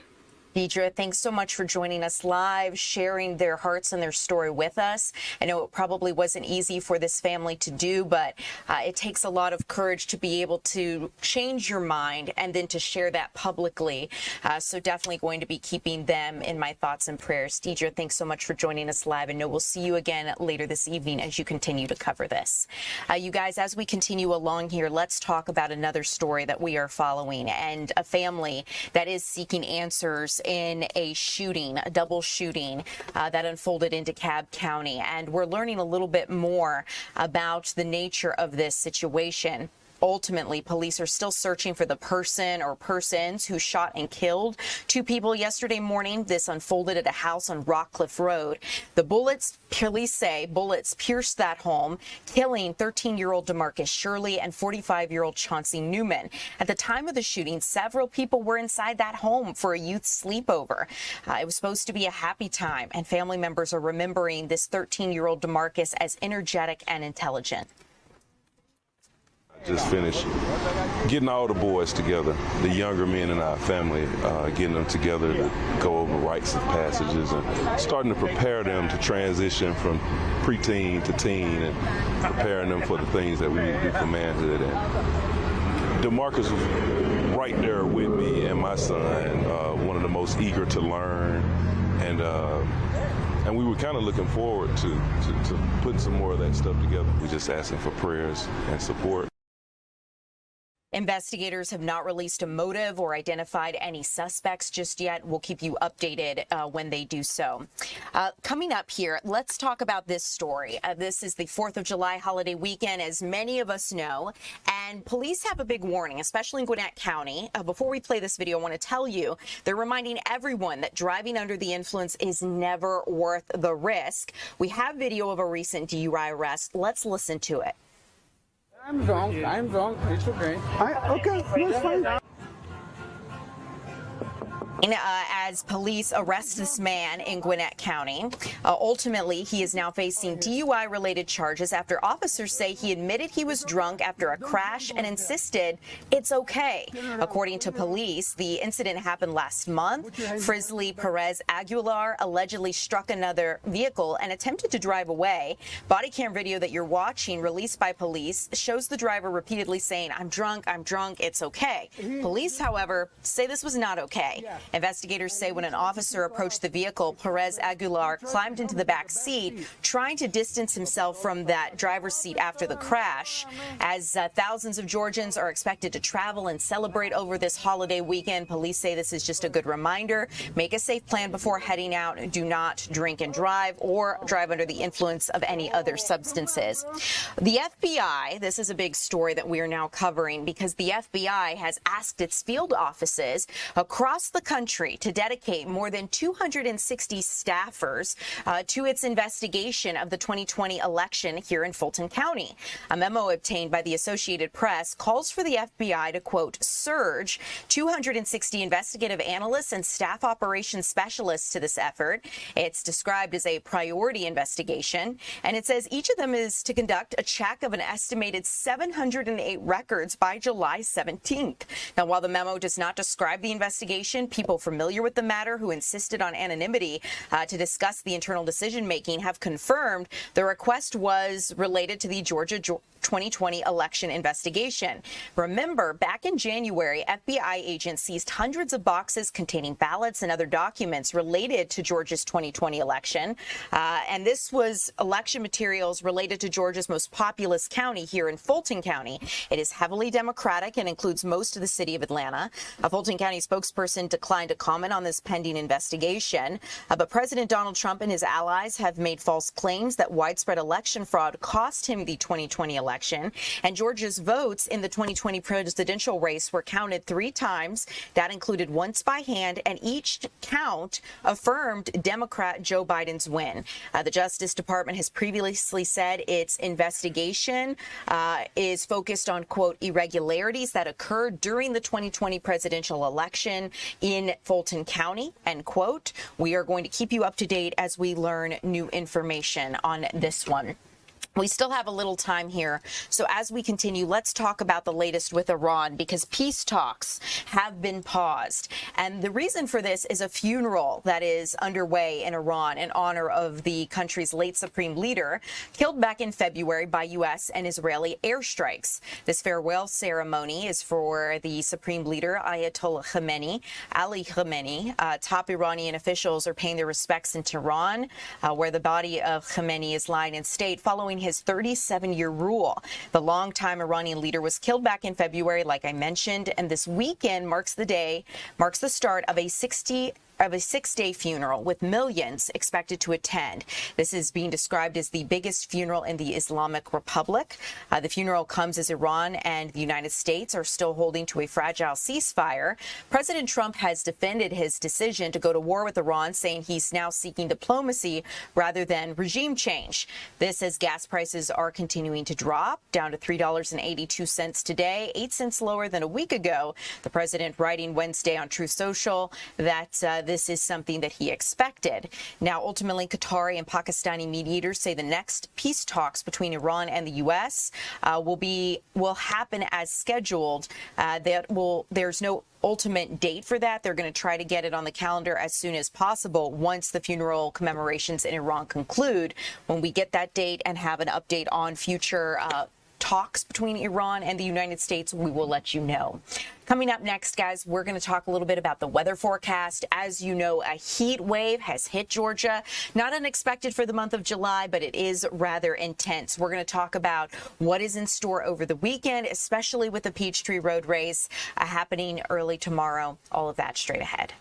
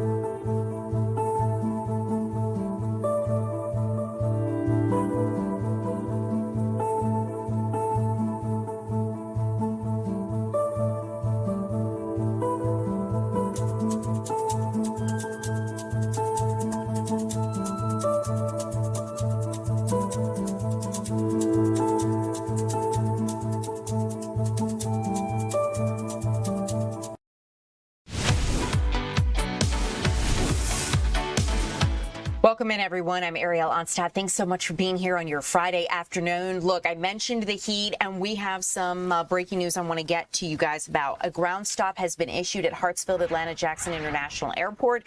You are taking a live look there. That is until 3 this afternoon due to the heat. So this heat wave is having ramifications now on air travel. We're going to keep you updated as authorities monitor that situation. And I'm just going to look up here and to see if I can get more details on that ground stop for you guys. It is until at least 3 p.m. like I mentioned, but normal operations are underway, but it looks like airborne holding and taxi delays of 15 minutes may occur as well because of this heat. Keep in mind that ground stop, because of these thunderstorms and the heat that we're seeing, is something that could affect your travels. So if you are flying out today for the 4th of July weekend, just keep that in mind and check your airline's app to see what the latest information is. Because of the heat, I have to tell you, Philadelphia has already canceled its Independence Day parade, so many other big cities making some adjustments because of the heat wave. We're going to get over now to meteorologist Lauren Robinson, who breaks down what to expect in the weekend ahead. Another day with heat advisories all across North Georgia, and we're going to hang on to this advisory until Saturday evening at 8 p.m. This is going to be for the continued same reasons. We're looking for those heat index values in the triple digits as we move throughout our Friday and then again Saturday for our 4th of July. So this is where you really want to make sure you're taking care of yourself, your neighbors. You want to make sure you stay hydrated, seek that shade and shelter whenever necessary. Check on your elderly neighbors and relatives, and make sure you bring those pets indoors. If it's too hot for you, it's certainly too hot for them. So we're going to continue to watch for these heat advisories. Outside of that, we're going to be mostly dry for the weekend. Not completely dry, mostly dry. As we move through the rest of this afternoon, we're looking for a few hit or miss rain showers, and then off to the northwest is where we could see some stronger storms as we move into the early evening hours. But then late tonight, we really clear out. So if you have Friday night plans, the skies are looking good. It's going to be pretty warm and muggy tonight, even through the overnight hours and into Saturday morning. So we're going to start our 4th of July with temperatures in the middle to upper 70s. It's going to be a warm and muggy start. We're going to see sunshine through the morning hours. As we move through the afternoon, it's going to be a mix of some areas will be sunny and dry. Other areas will be getting some quick raindrops, and that's what we're going to watch for through the afternoon. We're not looking for any sort of severe weather for our Saturday, but just some on and off raindrops. If they're just raindrops and you're outdoors, then you're fine. As soon as you hear thunder, that's when you want to head inside for a storm to pass by before you go back out. So we're looking for that mostly through the afternoon, and then we clear back out as we move into our Saturday evening. Now, as far as severe weather is concerned, for the rest of our Friday, we will be looking for those stronger storms across northwestern portions of our viewing area. So this is roughly going to be along the I-85 corridor and westward, including Metro Atlanta, where we are looking for a few of those isolated storms to become pretty strong to maybe severe. Our biggest threat is going to be damaging winds. Outside of that, we're looking for some heavy downpours and, to a lesser extent, maybe some small to moderate size hail. Now, this is just for today. As we move throughout our Saturday, we will be seeing some very brief hit or miss rain showers, maybe an isolated storm, but we're not looking for anything severe for our 4th of July, and we're certainly not looking for anything to last too long if it does pop up overhead. So for the rest of our 7-day forecast, each day does hold some sort of a chance for maybe a pop-up, brief, isolated shower or storm. For our Sunday, that's going to be the one day where we are looking for more widespread showers and storms, and then behind that, our temperatures start to drop a little bit. So we're finally moving from the upper 90s that we've been seeing all week into the holiday weekend, and then those temperatures will finally start to drop into the lower 90s by the middle of next week, which is actually closer to where we should be this time of year. Lauren, thanks so much for the update. You guys, a holiday heat wave definitely taking hold. There is no way around it. And tomorrow, thousands of people are going to gather for the Northside Hospital Peachtree Road Race. And we're expecting not only those thousands of runners to run this race, but it could we foresee that there could be potential for the race to be paused or even canceled because we are already at a red flag warning, which means the risk for this race is high because of the heat. And so this is just something to keep in mind for the world's largest 10K. The heat is prompting organizers to begin the event under red flag conditions. It means runners should slow their pace, use every water station along the course, and pay very close attention to how they are feeling because it will be incredibly hot. Whether you're running tomorrow or driving, heading to the lake, firing up the grill, no matter what, it is going to be hot out there. So just give yourself time and pay attention because this heat is no joke. In the meantime, like I just mentioned, if you are planning to drive this holiday weekend, let's talk about how to beat some of the 4th of July traffic here in Georgia. AAA is predicting over 2 million people to drive through Georgia on this 4th of July holiday. The busiest travel time, we're already in it, between noon and 7 p.m. Today. So if you haven't left yet, maybe wait until 7 this evening to get out on the road if you can. If not, you can go ahead and you could head out. But just keep in mind, this is going to be something that you contend with as police across Georgia are increasing patrols. They're going to be watching for impaired, distracted, and aggressive drivers through Sunday. Keep in mind, last year, Georgia State Patrol responded to nearly 320 crashes, including 10 fatal accidents and about 200 injuries and almost 500 DUI arrests. So we will keep you updated as this moves forward, but just give yourself plenty of time. Traffic is expected to be heavy this afternoon, and with the heat and potential for storms as well, these are all factors to consider. Taking a look at our timing here, we are going to be checking in straight ahead on World Cup festivities, what is next for Team USA, and what to expect in Philadelphia. There's a big match happening in the meantime before Team USA takes on Belgium. We're going to chat about it straight ahead.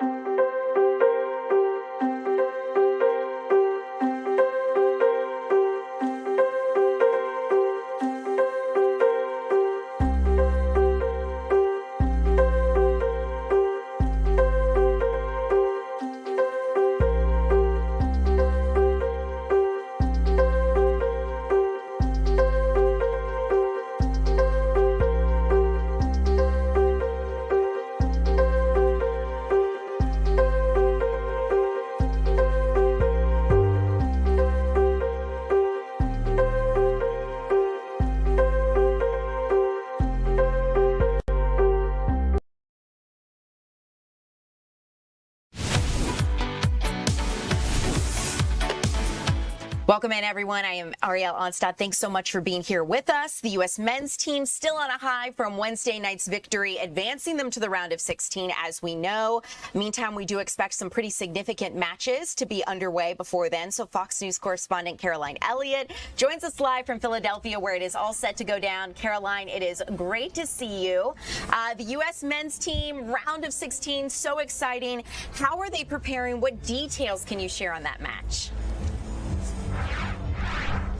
Yeah, well, this is a significant milestone for Team USA. We know it's been about 25 years since the men's national team has reached this point. So very exciting time, not only for this team, but also this fan base, as we've seen. And right now, they are locked in and they are preparing for this match on Monday. We know Team USA, they're back in Seattle for the round of 16. They're hoping to beat Belgium, but this time it could be a little bit more competitive.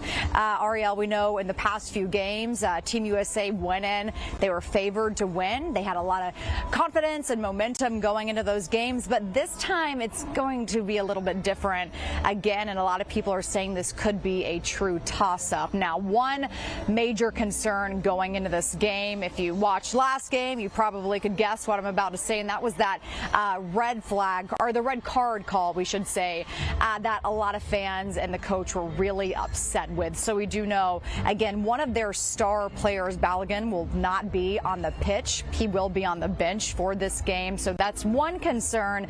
But right now, players are just trying to keep all of that noise out right now and really just trying to focus on winning on Monday night. Oh, Caroline, that red card, that was something else. Definitely got a lot of fans fired up and frustrated. Let's talk about some of the big matches happening in the meantime. I understand you're in Philadelphia. I see the stadium behind you. What are we expecting to unfold there? Yes. Yeah, well, one of the biggest matches for this week will happen right here behind us in Philadelphia, and that is against Paraguay and France. So we are expecting a great competition here tomorrow, but again, it will be pretty hot. We are, of course, expecting Mbappe, which is one of the best players at the entire tournament right now. So we do know that France is favored to win. If I was putting money on this game, that's where I would put my money, for what it's worth, Ariel. But again, should be a very good game regardless. And at this point of the tournament, really anything can happen. It's so true, Caroline. Anything can happen. A question I had as well before I let you go is, you know, it is so incredibly hot. I understand Philadelphia has canceled its Independence Day parade because of the heat. Here in Atlanta, we're under a ground stop at our airport because of the heat and storms. So how is this heat wave affecting the World Cup? Yeah, well, let me tell you, this heat right now is truly just disrespectful. I'm telling you, standing out here for the last 7-8 hours, it is very hot. And for what it's worth, I'm just standing here, okay? I'm not running around. I'm not kicking a soccer ball. So it is very, very hot and difficult to be in these temperatures. You mentioned the city of Philly canceled their 4th of July parade. So if that tells you anything at all, that's how hot it is out here. But I do want to point one more thing out. And if you can see the stadium behind us, that is not a covered stadium. No. So those fans out there tomorrow, those players, they are going to be feeling all of those elements. So it's gonna be a scorcher. We can only hope if fans are going there tomorrow, they will be hydrating with both water and not just alcohol. So again, officials really, really telling people to make sure they are hydrated tomorrow, because these temperatures could get pretty dangerous. Caroline, phenomenal point. Yeah, because you want to have a good time at a game, and alcohol is often a part of that. But at the same time, it's dehydrating. It is incredibly hot. Not having a covered stadium in the summer and watching these players play, wow, that's all I can say. I feel like they need to finish the rest of the World Cup in covered stadiums, given this heat. Caroline, thank you so much as always for joining us. I know we'll see you again at 3. Appreciate you. Okay, guys, as we continue here at 2 o'clock, we were talking about the heat. We were talking about the ground stop underway at Atlanta's Hartsfield-Jackson International Airport. I want to take this opportunity now to bring in our Jonathan Stacy. He just got in to start his weather shift, and I'm going to bounce out here, Jonathan.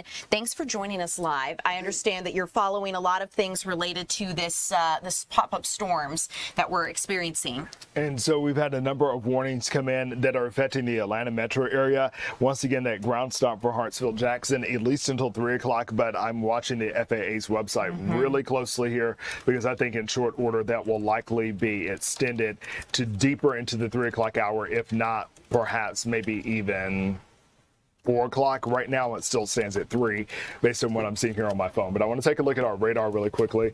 If the folks can help me pull that up so we can show exactly what's going on.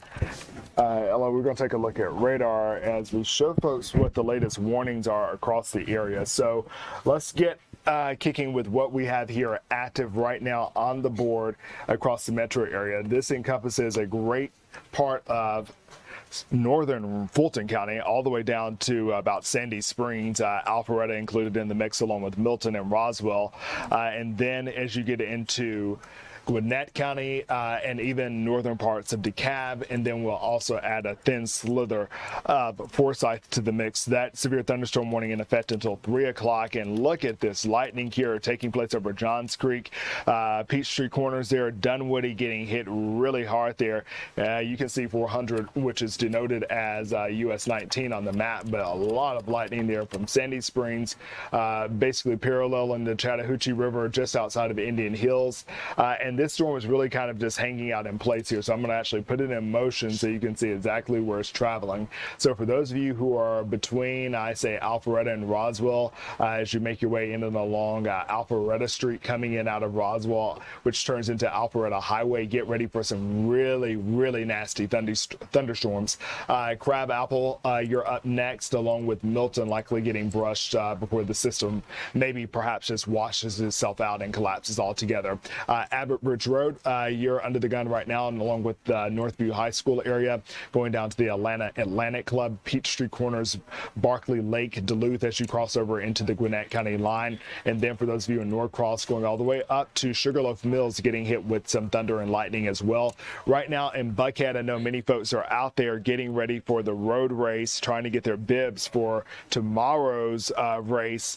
Here's the deal. I wouldn't want to be outside even with lightning being displaced by about 5 miles to the north there. I hope those people are able to take cover either inside the mall or under the tents that they have there, because this sale could easily jump out of pocket. Now, this area was previously warned, but that warning has now expired. I want to go now to another area that is a part of the metro that is warned, and this is to the south, and this is what is really initiating the ground stop at Hartsville-Jackson. So you have a severe thunderstorm warning for Fulton County, but it also cuts in and considers a generous part of North Fayette County, and it looks like there's also a portion of Coweta that is in the mix here along near the I-85 corridor. So it is Tyrone, Palmetto, and then of course Fairburn and Union City under the biggest threat right now. Really robust lightning there within what is this this stretch of a storm is just, it's a 10-mile long storm, and you can see here that there are some 47 lightning strikes within the past 5 minutes or so. So we're going to keep our eyes on that. It is not, if you're at the airport, you're probably like, it's not doing anything outside. In fact, we have a live look at the airport and you're like, nothing is happening at the airport. Why is there a ground stop? Well, here's the deal, folks. Lightning is within a 10-mile radius of the airport. And I cannot tell you exactly what their call is, whether it's a 5 or 10-mile radius or somewhere in between. But lightning is close enough to be a concern for any ground workers that are out there on the tarmac trying to make sure things go smoothly out there. They have to stop things. And so at times they will allow planes to land, but what we can say for sure during a ground stop, no planes are taking off. So you may see some motion in that picture there as a result of a landing plane, because they can only stay up for so long, especially if they're in need of fuel. And I wouldn't be surprised if we just got an update in, I believe. One second here.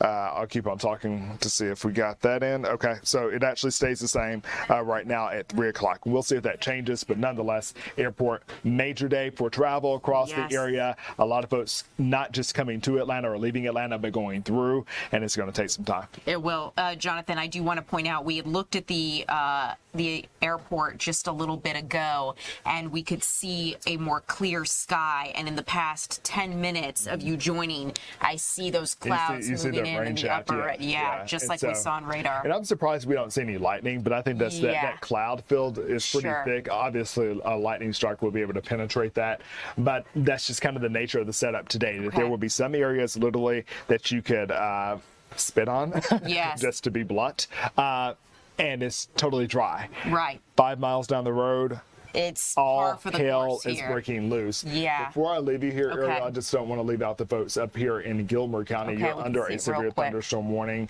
That includes Carter's Lake, which could be a popular spot this weekend and even today. Also, a portion of Gordon County to the north and to the east there, including US 411, and then a very, very thin sliver of Pickens County. As we're watching this storm cell, we'll continue to look at it, especially as it edges into Murray County. Jonathan, thank you as always. I appreciate you. You guys, coming up next, we are going to talk about some 4th of July festivities, some local events you can attend. Stay tuned.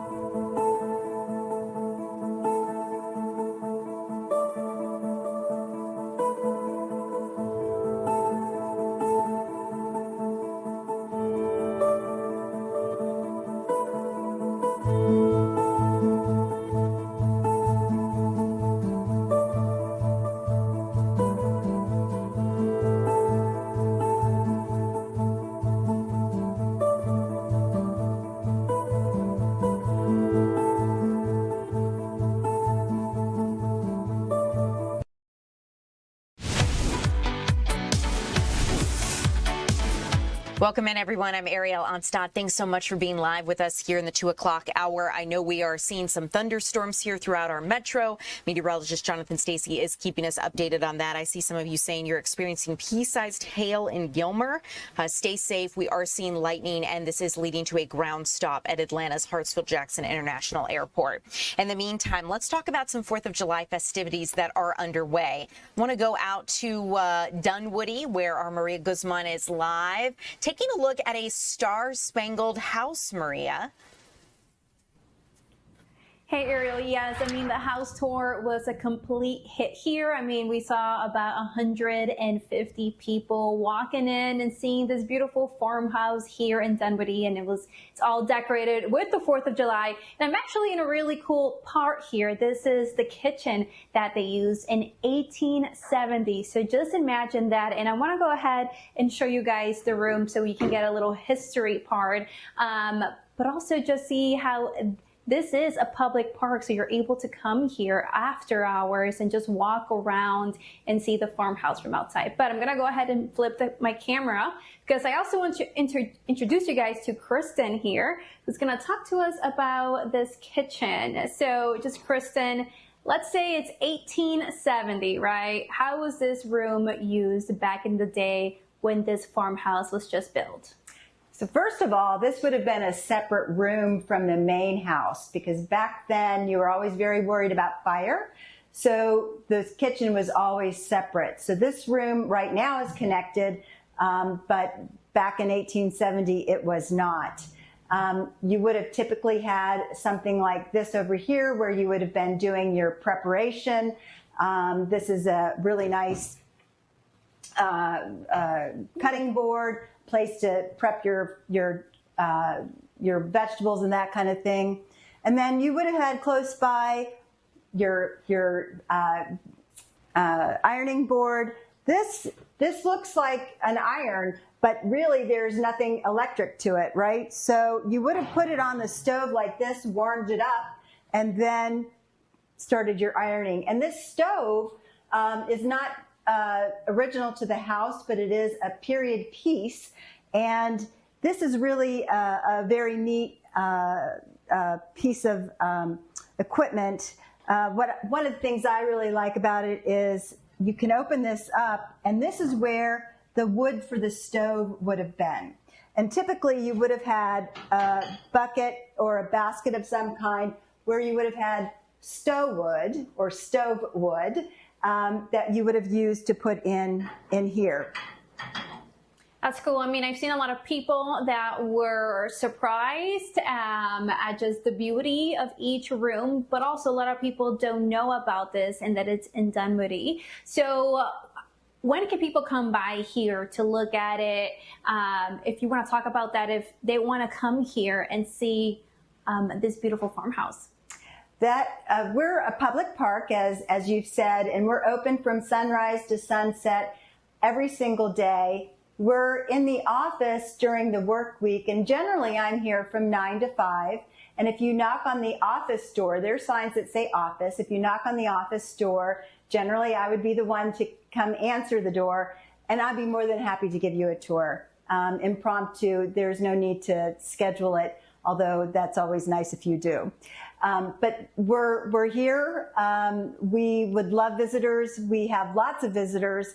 But we love to tell people about this house because it's a very special house, very special to this community, lots of tradition, lots of great stories to tell about this house and about this community and why the people that lived here and throughout Dunwoody are so special. Awesome. Thank you so much, Kristen. So Ariel, I'll send things back to you. I definitely encourage you to also come by here because it's been super beautiful to see all the rooms. I love it, Maria. This looks like so much fun, a good history lesson just in time for America's 250th birthday. So Maria Guzman, thanks so much for being with us live. Hope to see you again here upcoming at 3 o'clock. In the meantime, guys, let's head out over to Jonesboro. We're going to take a look at Stately Oaks. They are having some celebrations in honor of Independence Day, and our Chris Rosenthal is out live. Chris, it is good to see you. Take us through this house. Yeah, absolutely. You know, I lived here my whole life. I never knew this house was here in Jonesboro. Been by Lord knows how many times, but yeah, I'm here at the Oaks. We were outside a little bit earlier today, but you know, it's raining, so we decided to come inside, and people are actually getting tours right now. You can come here and get tours until about 4 o'clock. It's free to come here, $10 for a tour, just a very, very small fee. But we'll get a little bit of a tour ourselves here from Connie Petit. She has been here for, about 26 years? 26 years. Giving tours, so you know all things about this house. Most everything. Tell me a little bit of the history. Where does this house date back to? 1839. It was actually 4 miles north of here on 404 acres of land. And in 1972, I believe, the land being sold, and the people, the Ford Motor Company, wanted to buy the land, but they also wanted to tear the house down. And the last living family that lived here put her foot down and said, "You will not tear my house down." And so the Ford Motor Company actually paid to have the house cut in 2 pieces, moved here, put back together, and they got their land to build a dealership. Wow. And the house was opened as a museum house, and I've been here for 26 years as a tour guide. And it's amazing. I mean, you know, outside there's other parts of this too, huh? Right. Well, there is a country store which was in Riverdale, and it was the only little store anywhere around, and it sits out here. This was the last one-room schoolhouse in the county. And it now sits here and is part of it is used as, decorated as a one-room schoolhouse, and the other we offered dinners and lunches to ladies groups, and it saved the last one-room schoolhouse also. Wow, and today's been a really exciting day. You guys have had people in costumes like yourself here, and we've had Civil War reenactors and weapons and dances, and real quick too, Gone with the Wind has a little bit of history here too. Oh, yes. Gone with the Wind. Okay. Gone with the Wind is one of my most favorite movies. I watched it probably 50 times. I can repeat lines from it, but a lot of people think this is Tara House because it honestly looks like it on the outside. And when this house was built, it was 4 miles north of here, and everybody thought it was Tara, that's what the movie was based on. They used this house as an example. So they still believe it, and if we call it our Gone with the Wind house. Yeah, and Margaret Mitchell around. She'll pass this house on her way to her family who lives south about 4 or 5 miles, and she passed this house every day, and she saw it, every time she passed. It was her inspiration in her mind as to what Tara would look like on the screen. And real quick, about 30 seconds here, people can come out here until 4, but if they miss it, how can people come enjoy this house? How can they come? Yeah. At this point, we're only open on Fridays, but we do tours every hour. And if you have a special group, a ladies group, or any kind of family group, you can call Stately Oaks in Jonesboro, Georgia, and we will set aside, open up for a day, have you come, have docents here in full costume, and show you a wonderful, wonderful time. All right, Chris, this looks like a great festivity to learn a little bit about history here this weekend. Your shot has frozen. I know that you are in an old home and these things can happen. So, Chris, thanks so much for joining us live. We will see you again here upcoming at 3 o'clock for more on this house here in historical Jonesboro. So, you guys, thanks so much for being here live with us. I am Ariel Onstadt. We have more news to come with Tom Haynes at 3 o'clock. Keep in mind, a ground stop is in effect at Atlanta's Hartsfield-Jackson International Airport, set to expire in the next 2 minutes, but we will keep you updated as that moves forward. This could be an ongoing storyline for the day as we deal with these thunderstorms and this heat that has built a lot of energy in the atmosphere leading to this weather. So we'll keep you updated.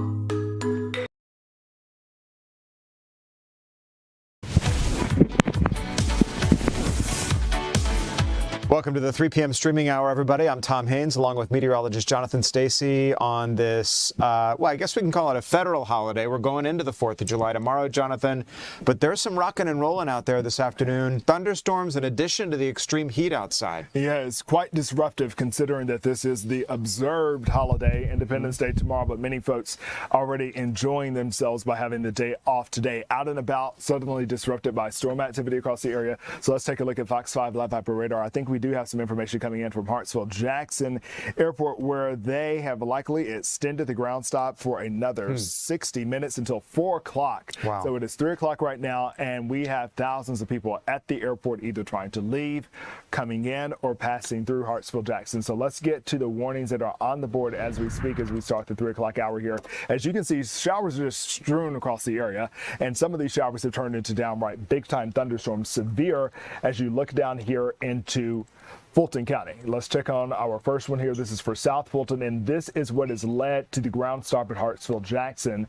And while it may not be raining heavy at the airport at this time, and there's certainly no thunderstorm activity, we have lightning strikes within a close enough proximity that has initiated that warning. Not only that warning, but also the ground stop has been extended since it was triggered during the 3 o'clock hour. So here, the severe thunderstorm warning goes until 3:15, and it includes a generous portion of South Fulton.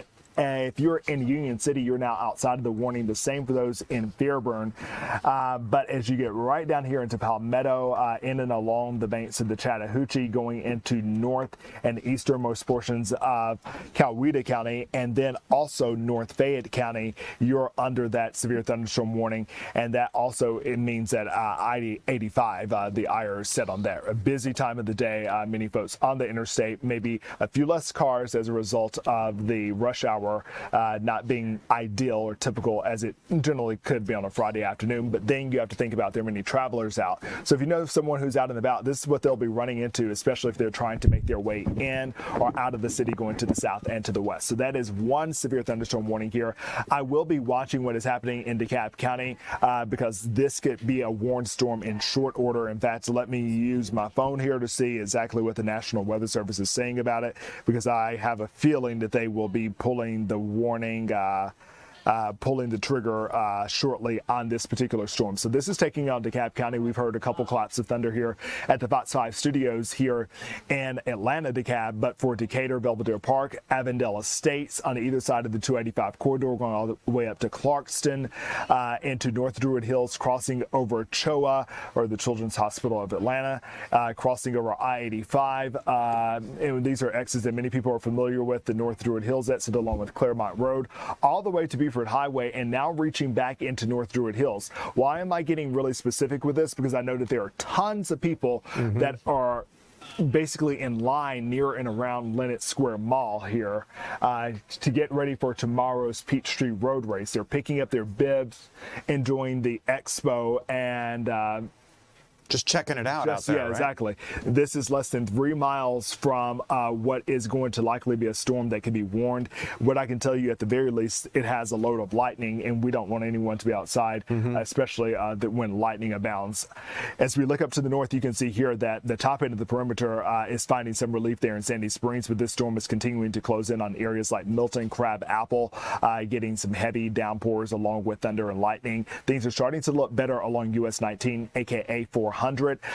Things are starting to improve in Johns Creek as well. And for those of you who are in the southwesternmost portions of Gwinnett County, that storm at this hour is no longer warned. We will also follow this storm up here that is in southern portions of Whitfield County. This is Dalton right here. So I-75, once again, an area we're looking at. I'm thinking there's likely some hail lodged within there. This is US 41, where we're seeing that core there along Riverbend Road and Old Dixie Highway. If you are in southern portions of Whitfield County, you are in a severe thunderstorm warning, and that does include the city of Dalton, and it should include, I'm just going to go out here on a limb, it should include Tunnel Hill, because what you see there is a very aggressive storm as you turn the bend, inching closer closer to the Chattanooga metropolitan area. That severe thunderstorm warning goes until 3:30 here. So, Tom, this is what we have on our hands. It's just kind of a mess outside, but I want for those of you, if you're in downtown, if you're in Buckhead, if you're in Midtown, get ready because a huge storm is rolling in from DeKalb County. I don't see a whole lot of lightning with it, but I think it will be rough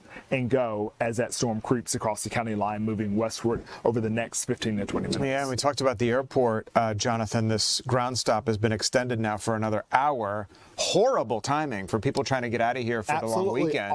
Absolutely awful. Because you think about how the rippling effect of this is, they're down for an hour there, and likely what will be at least an hour and a half. And that just causes a number of delays to build up. And once again, people are oftentimes passing through Atlanta, just not coming or leaving the city. I will say this, we're getting reports of downed trees in Sandy Springs. The Sandy Springs Fire Department reporting multiple trees down. That's that cell up in Roswell that we're looking at. And that's just the vicious wind fill that we saw with this earlier. I don't want to get too in the specs here, but we had some pretty significant winds that were associated with this storm as it rolled across, the north end of 285. What you see here is those winds really picking up as they rolled over Dunwoody and over Sandy Springs. So the ground is obviously wet because of the rain that is happening right now, or that has happened within the past couple hours. But the other issue is we've had scores of rain over the past 5 days. And so with that being said, the soil is not as strong or as dry, and so it will be given that we could easily have trees down, especially considering the robust winds. These winds could turn up to 60 miles an hour. So I'll list these really quickly. So down trees at Hammond Drive and Barfield Road, then Peachtree Dunwoody Road, major thoroughfare there, and Crestline Parkway. Oh, wow. A down tree at the intersection of Glen Ridge Drive and Glen Lake Parkway. So those are some of the main arteries throughout Sandy Springs as you close in on Dunwoody. So we'll have to just watch and see what these storms do. But they definitely have an attitude out there. You're going to be tracking these all night long right here on Fox Local as the games are on Fox 5. So keep it with us here if you're streaming along. Jonathan, thanks so much. There are a couple of local stories that we want to get to this afternoon, namely 2 Marietta men charged with felony murder following a deadly shooting at a Cobb County apartment complex. Police say that 18-year-old Marcy Adams and 19-year-old Mariki Adams were arrested in connection with the death of 19-year-old Giovanni Scruggs. Officers responded to the Stratford Apartments on Delk Road, finding Scruggs inside a vehicle suffering from a gunshot wound to the head. He was rushed to a local hospital where he later died from his injuries. Investigators have not yet released a motive or confirmed the relationship between the two suspects who share the same last name. Both men are currently being held without bond as the Cobb County Police Department continues to investigate and says additional charges could be filed against these 2 men. I want to talk about a DeKalb County woman who says teens tried to kick in her door while she was inside. I'm joined by Eric Perry now, who's been on top of this story today. Eric, she sat down with you to share her message to these kids, not only to the kids, but to the parents. Yeah, she's not holding back. She says that it's simply unacceptable. She doesn't care if they're maybe middle school age, she believes. This is us having that conversation on the front porch there, along with her neighbor. This happened last Saturday. She was sitting inside of her home, and she heard a big thud, and that's when she says that someone tried to kick in. So she went to the door, and she said she saw the guy or the teen mid-kick. Thankfully, he didn't make it all the way inside the home, but just really scary moments for this older woman here in DeKalb County. They're also saying that after this happened, so her neighbor here who has a background in law enforcement, he was outside, he heard what happened, he raced over, they called police. They say it took an hour and a half. They even called twice during that time because the teens came back around, so they were still in the area, so they were trying to get police to get there in enough time. That just simply didn't happen. Listen to her as she walks us through what she says happened. I was sitting inside on the sofa and I heard this crash, and it made me jump up and yell. Not words, just a yell. And I went to the door, and this kid looked, I would probably say 8th grade-ish, but had a hoodie on, so I couldn't see anything of what he looked like, and he turned and ran away. Someone on Nextdoor said, well, they're young, they don't know the law. I didn't have to go to law school to learn that busting into someone's house is illegal. All right, so back here, you're taking a look at some pictures. We did have to blur it. One, they're underage. Two, police have not specifically identified them as suspects, but they're hoping if maybe you know their stature or that backpack or any identifiable things that might be able to be identified there in that picture, you might know them to come forward there. Thankfully, she is okay, but she lives there alone. She's an older woman, and she's a no-nonsense kind of woman there as well. She was grateful that she. This was her son that was talking to you? No, this is a neighbor. Just a neighbor. Okay. A neighbor who was outside, who heard it happen, and so he came over and helped her and called 911. And I asked him, I was like, this is really just the importance of being neighbors, knowing your neighbors and being there for each other. And he was like, absolutely, he's always, especially when you have an elderly neighbor. Exactly. So I think that's good that they were able to kind of jump in and be there for her, but just really scary seeing someone in a hoodie trying to break into your home. So are we thinking like a little bit of a kid kind of prank kind of thing, or were they trying to break in and steal something? So that's the question that they just don't know. Okay. She doesn't know if they were just trying to kick it down for part of like a viral prank or something like that, which in itself is not funny. But or if they were trying to get some belongings inside. We just don't know what their motive was with that, but they weren't successful either way. You say, they picked the wrong grandma. They did, yeah. Whose door to kick in. For sure. And also, as you said, we're just glad she's okay. Nobody got hurt or anything got stolen or anything like that. Let's hope they went on their way and won't return back to that neighborhood. Hopefully. Eric, thanks so much. I want to talk about a story that has really kind of gone viral on our website.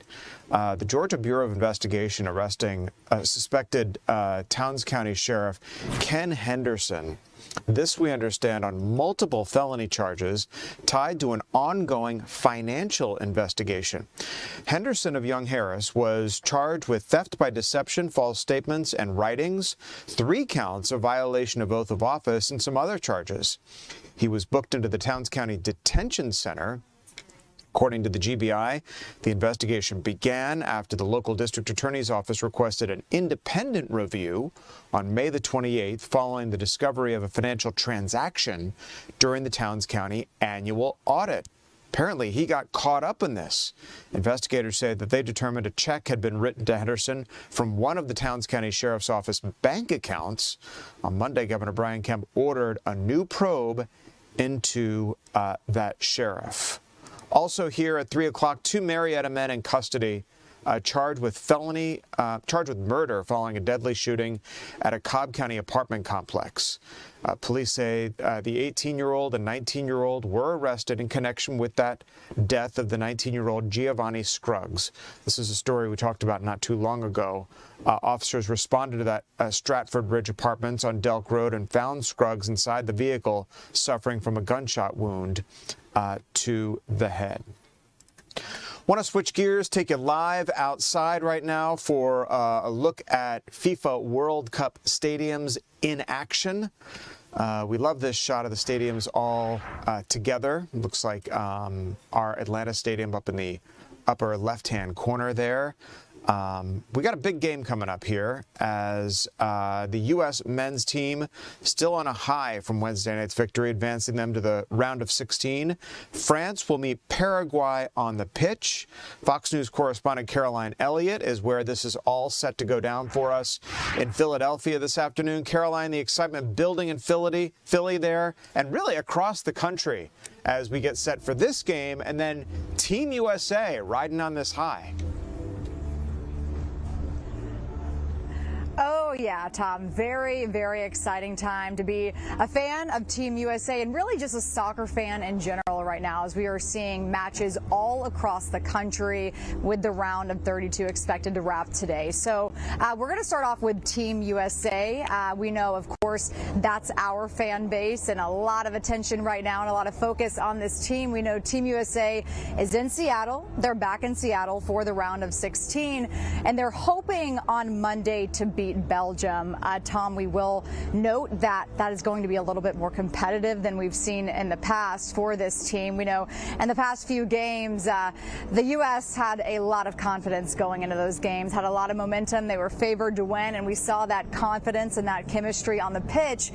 But this is going to be a little bit different, Tom. This time, we know a lot of people are saying this could be truly a toss-up game. So we'll see what happens. Of course, anything can happen, and this team has showed us over and over again that they can deliver.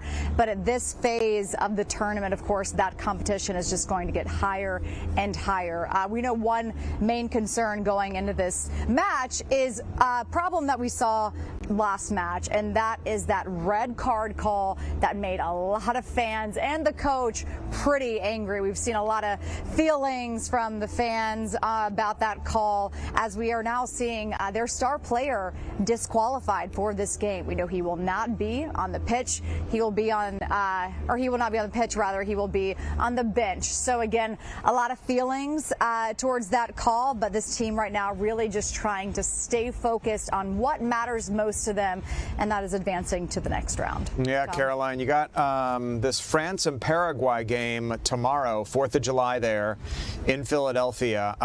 Because it's a holiday, are you expecting as many people to turn out there at the stadium? And I'm assuming out in Philly, they also have like a FIFA Fan Fest type of environment.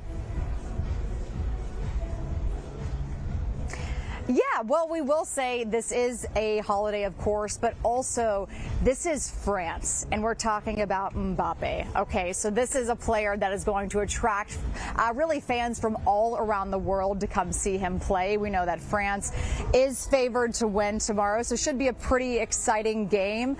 But one concern about this game, Tom, is the heat. You've seen the headlines. It is a complete scorcher right now in the Northeast, and let me tell you, this is no Ben Stadium behind us. You can see this is not covered. Those fans and those players are going to be exposed to all of the elements. So this is going to be a scorcher. If you're going to this game, officials are really telling you just need to be careful and make sure you're hydrating with something that is not alcohol, just for safety reasons. Tom. And I'm reading, Caroline, things like FIFA, setting up misting stations for the fans there in places around the stadium. They're allowing fans to bring in one, and I mean one, a bottle of water with them, of course, no wrapper around that bottle, but they are sort of trying to accommodate people, as you say, as temperatures near the 100 mark there in Philadelphia tomorrow. Yeah, Tom, this is dangerous temperatures we're talking about here. We mentioned the feels like could be even over 100 degrees tomorrow. And this match specifically, yes, there's a lot of attention on it, but this could be one of the hottest matches of this entire tournament. So again, FIFA officials really telling fans just to be careful. You mentioned some of those misting stations. I'm going to try to go find that myself after this live shot because it is very, very hot out here. Tom, I'll tell you, when I left the hotel at 4 a.m. this morning, it was so hot already. Wow. I was already sweating within seconds of being outside. So very, very hot temperatures we're talking about here. So yes, people need to be safe. Isn't it crazy? It's 4 in the morning. You're waking up. It's dark, but that humidity hits you, smacks you right in the face. It is. And you know it's going to be a hot day. Yeah, you expect to get ahead of it that early, right? Not so much. Not in these temperatures. Not today. This was really hot. Well, yes. I know you know that we're not getting any relief from that heat down here in Atlanta. We're cooking down here in the southeast too. But great perspective there, Caroline Elliott, in front of the stadium. We're all in this together. You said it. As France and Paraguay get set to kick off tomorrow. The game is at 5 p.m. there at Philadelphia Stadium, Lincoln Financial Field. Caroline Elliott live for us with all the action there this afternoon. Caroline, thanks so much. A couple of other headlines here to talk about this afternoon. We want to talk about a story where police say that they are still searching for the person or persons who are responsible for shooting and killing 2 people yesterday morning. Now, this happened at a house on Rockcliffe Road. All right, police say that bullets pierced the home, killing 13-year-old DeMarcus Shirley, 45-year-old Chauncey Newman. At the time of the shooting, several people were inside for a youth sleepover, we understand. Family members remembering DeMarcus as an energetic and intelligent young man. I just finished getting all the boys together, the younger men in our family, getting them together to go over rites of passages and starting to prepare them to transition from preteen to teen and preparing them for the things that we need to do for manhood. And DeMarcus was right there with me and my son, one of the most eager to learn, and we were kind of looking forward to putting some more of that stuff together. We're just asking for prayers and support. It's just so sad. Again, police still searching for the person or whomever is responsible for these murders yesterday morning. Also happening today, Gwinnett County Police are reminding Metro Atlanta drivers that getting behind the wheel under the influence never worth the risk. A man identified as Frisley Perez Aguilar facing charges after officers say that he struck another car and tried to flee the scene. I'm drunk. It's okay. Okay, that's fine. All right, so that was body camera video released by the department showing the driver repeatedly telling officers, quote, I'm drunk, it's okay. Well, investigators say the driver also tried to climb into the back seat after the crash to distance himself from the steering wheel. With thousands of Georgians traveling for the holiday weekend, law enforcement agencies are stepping up drunk driving enforcement and urging everyone to use a rideshare or designate a sober driver as patrols are increased statewide. Just not worth it to get behind the wheel, even if you just have a couple of drinks. Rideshare, $20-30 saves you from a whole heap of trouble that can really last for the rest of your life. As we continue here, we're going to check in with our Ray Arena. There was a parade set up in Dunwoody. So in that area, certain people bring out their chairs a couple of days in advance to get their spot for the parade, the 4th of July parade. But somebody decided to allegedly steal those chairs. Our Ray Arena spoke to a couple of those spectators. We're going to join him coming up here after the break.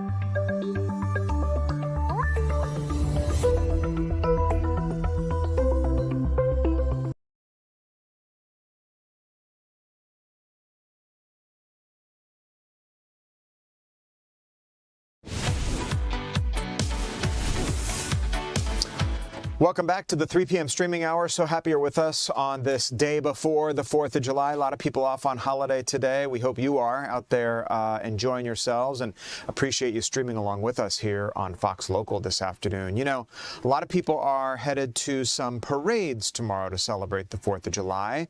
And many of those people, like in one community up in Dunwoody, they get set early. All right, they get excited for these kind of events, so they set up their chairs maybe a day or two early before the festivities begin so they can secure their spot because they want a front row seat. Well, turns out some folks might have gotten their hands on those spectators' chairs and taken off. At least that's what one lady is saying. Let's get to our Ray Arena up there in Dunwoody. Ray, you spoke to one of these spectators. What'd she tell you? Well, Tom, she says that they have been putting out their chairs. They believe that they put out those chairs just a couple days ago. And then just a few days ago, her daughter and her son-in-law, who actually own these chairs, they said, hey, they went to go check on their chairs and like, hey, the chairs are gone. They've been stolen. So that's kind of what happened here in Dunwoody. It's been something people we've been talking to in the area say that they've never seen people put out the chairs and the tents and the tables like we have seen so far this early. And they think that's mainly due to the 250th anniversary of the United States, the 250th birthday, I should say, here this July 4th of the Declaration of Independence. But people say just because of the overall hype for the 250th birthday that more and more people are trying to put out there. And right now we're in the car in Mount Vernon Road. There's some bad weather in the area, so we're trying to stay safe while also telling you about what's going on here. But I want to show you video, or if it's not playing already, video of what we've been seeing on Mount Vernon Road. Basically, what you have is just lines of chairs and tents and tables throughout the entire 2.7 mile parade route. Now, this is what we have seen throughout the day, and this lady says that she just did what she normally does for the past 20 odd years. She came and she put out her chairs, and you know, one day they were there, one day or not. Right now, Dunwoody police say they have not received any reports of theft along the parade route.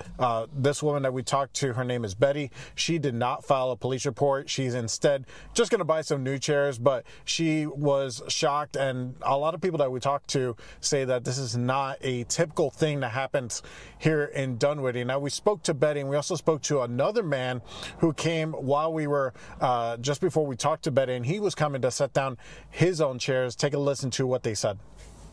My daughter and son-in-law put them out for me 2 nights ago, and yesterday they just messaged me early morning and said the chairs are gone. These chairs have been out here for days now, and they're still here, so I don't know why they picked mine. They were very nice chairs, though. I've never heard of that. Okay. But of course, people haven't been putting their chairs out this early, typically, but I think it's because it's the 250th anniversary that people are wanting to get a good seat. And there's plenty of good seats that are along Mount Vernon Road right now. We can't see where we're from, but if I slightly open the door, I believe you can maybe tell it out. Let's see if I could to out there. There's a Statue of Liberty trailer out there that's just pulled in not too long ago. There's a Statue of Liberty trailer, and on the back of that it's also a Humvee. So they definitely are taking this parade very seriously here in Dunwoody, and they say city officials tell us that this is the largest Independence Day parade in the entire state, Tom.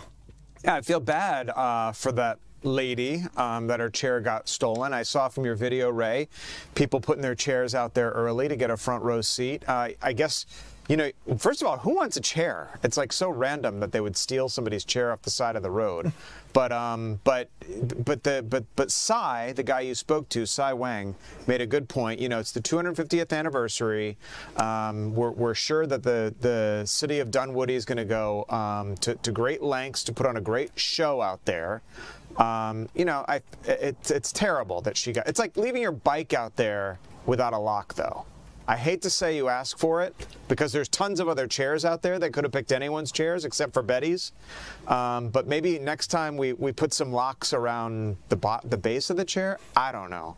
I mean, is there any kind of explanation? To be fair, Tom, Yeah, to be fair, we've also seen, whole setups. We saw 2 tents that were labeled, that were set up next to each other, one back to back, and underneath them they had kind of those like plastic party tables that you kind of pick up for $10-15 at the store. We've seen those kinds of setups. We've also seen people take a bobby pin and some notepad paper, and they've written their initials on it just to make sure that people don't take their chairs. So kind of like that. I haven't seen a lot of people, now that you mentioned it, I haven't really seen a lot of people kind of strap down their chairs or lock their chairs at all. It just kind of seems like they're all on the roadside. But we did talk to Cy, and he did say, Tom, that there is a strategy for picking a good spot. He says you got to pick somewhere that has some big trees and some people with a very nice front yard, and hopefully you've known them for a couple of years living in Dunwoody, that you know them, and they see it, they're like, okay, I've seen them before. So hopefully you get a couple of that. But it seems like this is a very small town Americana thing. That's kind of how they described it, and this is something that Dunwoody just gets very excited for year after year. I mean, you never know. I hate to say that the city might step in and say, hey, no chairs until the morning of the parade. So if you want to put your chair out here, you got to come out at like 4 or 5 o'clock in the morning and stake your spot, but not 1-2 days in advance. By the way, in case anybody's watching and they're like, hey, I want to go up to the Dunwoody parade, give us the logistics. Do you know when it's starting tomorrow and what all is going into it? Yeah, it's a 2.7-mile parade. It starts just a little bit down the road on Vernon Jetway, I believe that's what that's the street that it's called. It's 2.7 miles in length. So that starts at 9 a.m. And the neighbors that I've talked to, Tom, they say that they are going to be showing up well before that just to make sure that they're able to get their spots, because they do say that they do shut down this road. And this road, as you can probably tell by the cars passing through the window, it's a very busy road. So they start shutting down this road very early in the morning. So oftentimes what people have told us, even Betty says that she walked a mile from her house to get to her normal spot out here. So it looks like people will be out and about pretty early to get to their locations. But it definitely starts tomorrow. We'll have more information later on tonight on fox5atlanta.com. All the logistics, it'll be there. I bet you we might be out there streaming some of it here on Fox Local. Ray, real quick. You bet. And because I have you, and you're in the car there because of severe weather, if you could put your weatherman hat on for a second, have the storms that have been passing through the Dunwoody area, are they kind of gone, or do you see more threats of severe weather there on the horizon? Well, Tom, about 10 minutes ago, we heard some thunder, and we heard another thunderclap at about 3:20, so right before you came to us. It does seem like right now that the skies are lightening, but before then, the rain was coming down pretty hard. It has stopped raining right now, just looking out the window right now. It has stopped raining right now, but there's still some residual thunder, and we did have a few lightning strikes over here. We're working with photojournalist Wesley Nichols. He has a radar app on his phone, and he says there were lightning strikes within 0.1 of a mile of where we are, but it looks like all that rain is starting to move out of the area. And just give us your cross streets again. You're on Ashford Dunwoody Vernon Oaks Way and Mount Vernon Road. Yeah, okay. Vernon Oaks Way and Mount Vernon Road. All right, good stuff on the chair stolen at the parade, the logistics of the parade route itself, and being a weatherman for a few minutes. You got it all in one live shot, Ray. That's like incredible. Appreciate it. Ray Arena on this eve of the 4th of July in Dunwoody. Ray, thanks so much. Speaking of the heat out there, boy, if you haven't felt it, you're going to tomorrow. And if you're running the Peachtree Road Race, you want to be super duper careful, because they're already putting warnings up for the race. Thousands and thousands, tens of thousands of runners going to take to the streets of Atlanta tomorrow for the Peachtree Road Race, the world's largest 10K, by the way. The heat prompted organizers of the road race to begin Saturday's event under red flag conditions.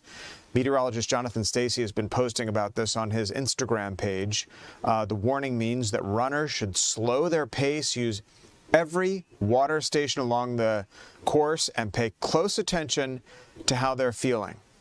Slow their pace, right? Try telling that to the racers in the front of the line. I don't think they're going to be slowing their pace.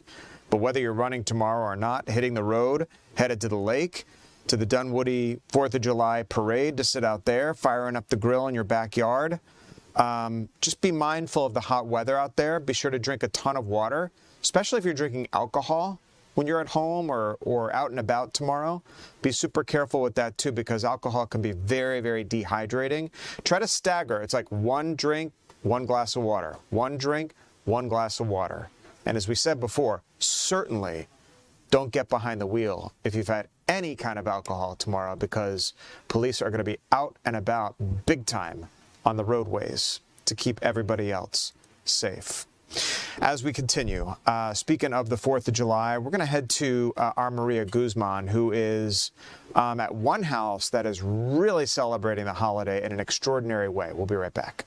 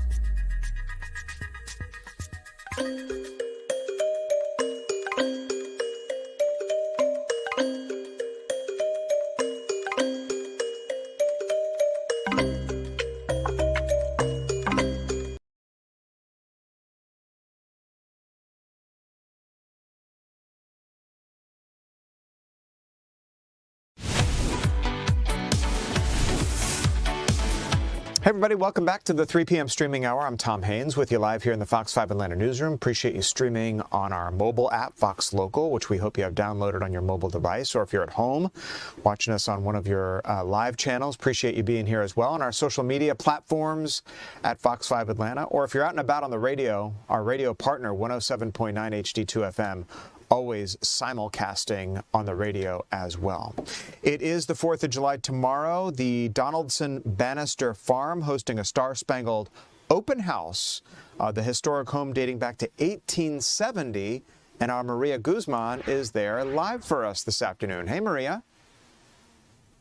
Hey, Tom, I want you to use your imagination, right? Pretend it's 1870. Just what do you expect around here? Well, this was a farmhouse, and they used to have horses here, you know, before cars passed along here. I'm going to go ahead and flip my camera around so you can get the full view of this beautiful farmhouse. So just look at the land. So before the cars, before the roads, this all used to be a big farmhouse, and this home was built in 1870. And just look, it's all decorated in honor of the 4th of July tomorrow. And we saw about 150 people just walking in and just getting to see the inside and outside of this house, and it's all decorated for the 4th of July. One fun fact too, many people don't know this, but this is a public park, so it's free. So even if the house is locked, if you're coming here after 5 p.m., you're able just to walk around, see the beauty of this house. And I spoke with one of the volunteers who is the board president about just the importance of this house and why they are preserving it here in Dunwoody. So let's go ahead and take a listen to that. So we are right now in the dining room of the Donaldson Bannister Farmhouse. The building itself was in 1870 is when it was built. As families have moved in and moved out, we have updated. We have done things outside. We've done things around the property. And the property itself is actually owned by the city of Dunwoody. And the Dunwoody Preservation Trust, we manage the property for the city. So we love to invite the community to come in to cherish the history of what Dunwoody really is. So the big part of educating the future is really preserving the past. So we want to take what we know of the past of Dunwoody and help future generations. And that's how people stay involved in the community. That's how the city of Dunwoody thrives, is because we want people to know where we've come from and also encourage everybody to help us keep going where we can in the future. We have so many people that say they drive by and they can see our green lawn, our pasture that's outside the farm, and don't even know that this is totally open to the public. We'd love for you to come see our property. We'd love for you to walk around. The reason we did it this year is we are thoroughly honored to be the Grand Marshals of the Dunwoody Homeowners Association 4th of July Parade. They have asked us, because of our history and our connection with them and the preservation of the city of Dunwoody and the 50th anniversary for the parade, they've asked us to be the Grand Marshals, so we are honored to stand with them and to celebrate the 250th birthday of our country, but also the 50th birthday of the parade. We had a couple, husband and wife couple, come in. The wife used to have sleepovers here with a high school friend of hers. So she is walking through the rooms and telling us more of the history of the house. Other stories we've had people walk around and say, I remember this as a child. I remember when the horses were on the pastures. I remember when the animals were outside. And it's great to hear things like that, because some of us that have really just discovered the farm in the last decade don't know those stories. And by people. Well, yesterday we identified some. Yes, and this is a historic home. It is recognized by the state as a historic home, and actually it's also one of the oldest standing structures here in Dunwoody. And if you step inside, it does feel like you're in 1870. They've done a great job in the furniture and just really preserving all the details, Tom. These types of properties. There's one up in Massachusetts called Sturbridge Village. All right, and anybody who's watching the stream here who's from Massachusetts knows exactly what I'm talking about. But there's actual characters there that are set back in that time. So they're walking around in these big dresses and things like that. And if you try to get them out of character, they're not budging. Like, come on, where's your cell phone? They're not going to budge. They're going to stay in character. That's pretty good. It sounds like I need to make my way there. Yeah. I want to experience that. But it kind of, where you're at right now, Maria, kind of reminds me a little bit of that. It's just kind of a look back at history. Very cool stuff, especially as we get set to celebrate this country's 250th birthday. Maria Guzman live for us this afternoon. Maria, thanks so much. I want to take you to some breaking news now up in Michigan, where we are keeping our eye on what is being described as a deadly mall shooting, and authorities are giving a news conference right now about what happened. Let's listen in. When you say dangerous things that happen here, I don't know what you're alluding to. This is a terrible, tragic incident that could happen anywhere. Dearborn was the second safest city in the state of Michigan, and Dearborn's a safe community. But these random acts of violence can happen anywhere. Do you know what kind of weapon was used and how it got into the mall? No, I can tell you they're handguns, and it appears that they brought them into the mall. Chief, when you talk about these young people, are they all male? Not necessarily, no. When there was parts of the group. There were people that were parties to the group that were not male. So. Our victims, our three people who were shot and two deceased, are male. They're all three young adults. Yeah. And those three people are from both parties or just one party? We believe they're from both parties. Are there suspects at large right now? At this point, I can't determine that or not. I can't give you that answer. Anyone in custody? So we don't know. Right now, we have folks at the station that we're interviewing that could lead to people being in custody, or it could not. So So we're, like I said, it's an active investigation. But We've we heard that don't someone was know. hit by a car outside of the mall, and it might have been a suspect. Can you confirm if that's true or not? So thank you for that question. There was an individual that was hit by a car on the other side of the mall in his effort to get away from the gunfire, but he's not connected to the incident. What's your message to people tonight? Go ahead. Okay. A lot of people are scared, traumatized from what happened inside. What would you say to them tonight? And I would tell them that, not to be afraid to come to the mall.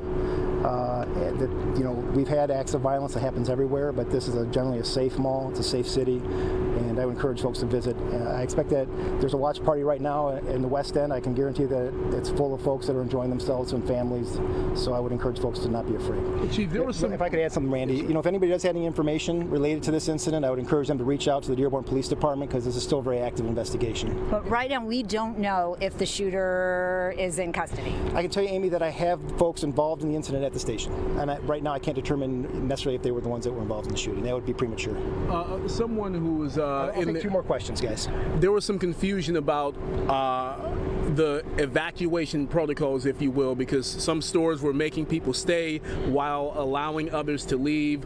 A woman said that officers were clearing stores in the building with those who were trapped inside right there behind them. Can you speak to that at all? Kenneth, thank you for that question, Randy. When you have an incident like this that's kind of dynamic, and as you can imagine, the mall is a very large place, we want to make sure we're being systematic about clearing the mall to make sure that there aren't any potential suspects that might be hidden in somewhere in the mall or dropped a firearm somewhere. And so we go through it systematically so that people can be safe, and it takes us a little bit of time to clear the mall. So that's what we were doing. Do we know roughly the ages of the victims? I can just tell you that they're no older than my kids, and they're like late teens to early 20s. That would be my guess. Okay. Yeah. All right, you guys, I appreciate everybody coming out, helping get the message out. Again, thank you for your time, and once we have more information, we'll update you guys, okay? All right, that's the chief of police up in Dearborn, Michigan, giving a news conference after what is being described as a deadly mall shooting in that part of suburban Detroit there. It's the Fairlane Town Center Mall in Dearborn. This apparently happened just about 2 p.m. this afternoon, so a little over an hour ago, about an hour and 45 minutes ago. 4th of July is a huge shopping holiday. Tons of sales are rolled out over this period of time. This mall, no doubt, packed with people inside, but the chief there confirming what is being reported, that 3 people were shot, 2 killed inside what is being described as a chaotic scene inside that mall. The mall has since been on lockdown and presumably shut. Sources telling our Fox station in Detroit that the shooting appears to have been targeted and involved 2 people with an innocent bystander being struck by gunfire, and the chief telling us that somebody who was trying to flee that scene was struck by a car. But that person was not related to what happened inside that mall at all. One of the reporters asking if it was safe to be out and about over this holiday weekend. The chief said, of course it is, that this was a very isolated incident, again, appearing to be between 2 individuals and not some kind of random act of violence where somebody entered that mall and opened fire. There is an image, which we'll work on getting up here as the rest of the show unfolds, of the alleged gunman released during that incident, but the chief there not identifying anybody, just saying that they know who was involved in, again, what they are describing as an isolated incident up in Dearborn, Michigan, after a deadly mall shooting up there just about an hour ago. We'll continue to stay on top of the situation. There's the chief walking back to the crime scene investigation. That remains taped off. The mall remains closed at this time as this investigation continues. As we come back here, we're going to check in with our Chris Rosenthal on more 4th of July festivities taking place here in the metro Atlanta area on the other side of this break. We'll be right back.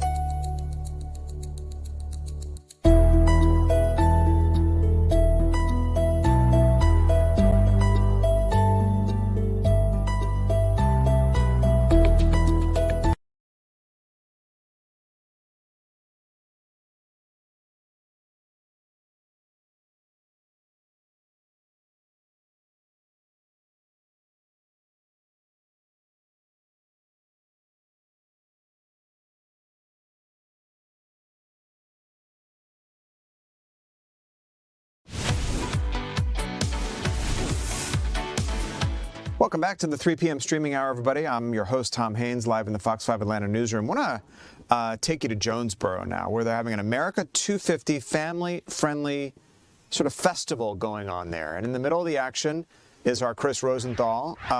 Chris, what's going on up there, and how can we get up there to enjoy it? Yeah, absolutely. I'm at the Stately Oaks House here in Jonesboro, just near downtown Jonesboro. You know, and this is it's an amazing house. I've been by it and never really knew this was here. This historic house from 1839 here in Jonesboro, and open to the public. And they've had celebrations all day here, celebrating America 250. They've had people in period costumes. They've had people who were, you know, Civil War reenactors here, talking about the weapons and talking about what it was like to be a soldier at that time. They have had dancers and just a little bit of everything for everyone, for family and everyone to come out and see. We've had people come out from all over here to check this out, and people coming from as far away as Savannah to come check out this historic home and get tours inside and out. And you know, we're going to come up and some of the actors here. We've got in their period correct costumes here, and you got Ben Franklin here and his wife, and also got John Gilbert here. And John's with the he's a historian here and has been with the Georgia Independence Day Festival. And tell me a little bit about this home. You've been a docent here. You know a little bit of the history of it, huh? Yeah, the house was built in 1839 by Mr. Whitmell Allen, and it was on 404 acres of land. And somebody went and built a house 2 miles down the road. Now, you know that's too close for neighbors, 2 miles. I mean, so, but anyway, that's he moved to Texas, and then it went through several families. And then it was eventually moved here, huh? It was moved here. In fact, this house was given by Emily Orhane, who turned out to be my late wife's aunt. Oh, wow. So it's amazing how things sort of stay full circle like that a little bit. What do you feel when you come to this house and you come see it here? Oh, I'm the richness of history. I feel the people of the past who were here. They lived here. They died here. They went through misery together. They went through happiness together. And it's just like today. You know, they went through many of the same things that we're going through now, and that brings them alive to me. Speaking of bringing it alive, you guys are here bringing it alive. You guys are here today telling stories today to people coming by, and you know, we're celebrating America 250. Why is it important here to preserve this history? How do you feel about that? Oh, it's very important to me, because you have to remember, less than 1% of the people who have ever lived on this earth have ever lived under any kind of a democratic form of government. 99% of the people died under totalitarianistic governments. And it's important for us to remember our freedoms. And we have a duty. Freedom isn't free. We have a duty to preserve that freedom. Kind of reminded of that here as we celebrate here at America 250. That's correct. And this home, this is public can come by and see this, huh? Oh, absolutely. Yeah, they're open on Fridays for tours every hour on the hour, and learn a little bit of the history. And there's actually a teeny tiny connection with the movie Gone with the Wind. Tell me a little bit about that. Oh, sure. We have some of the candlesticks that we're using Gone with the Wind, and we know whenever Wilbur Kurtz was drawing the Gone with the Wind house, he drew it with square columns. This was the only house in Clayton County that has square columns. Oh, wow. Wow. Well, I appreciate you sharing that history with us. Again, public can come out and see this house here.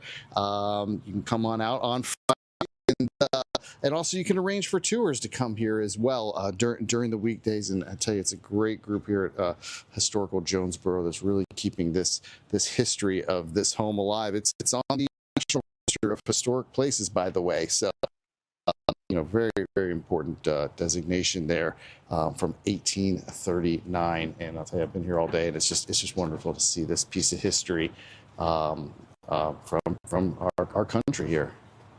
Yeah, an incredible, as you say, slice of history there. And it's so cool to see the characters in costume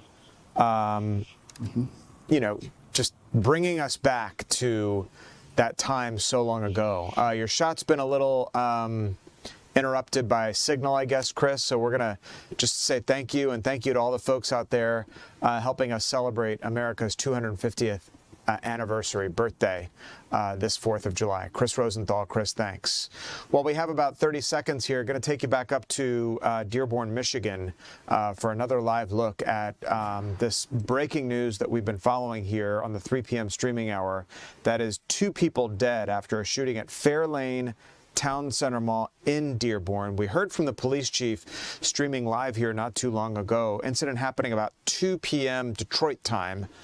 So a couple of hours ago, officials confirming to our Fox station up there that 3 people were shot when all this chaos erupted up there.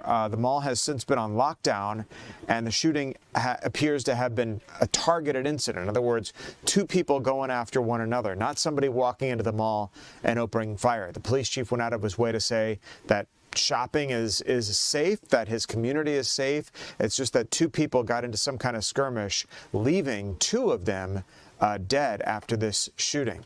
It's a story we'll continue to follow here on Fox Local and on Fox 5 Atlanta. Want to thank you so much for joining us here. I'm Tom Haines, live in the Fox 5 Atlanta newsroom. Don't go anywhere. The news continues right here, right now.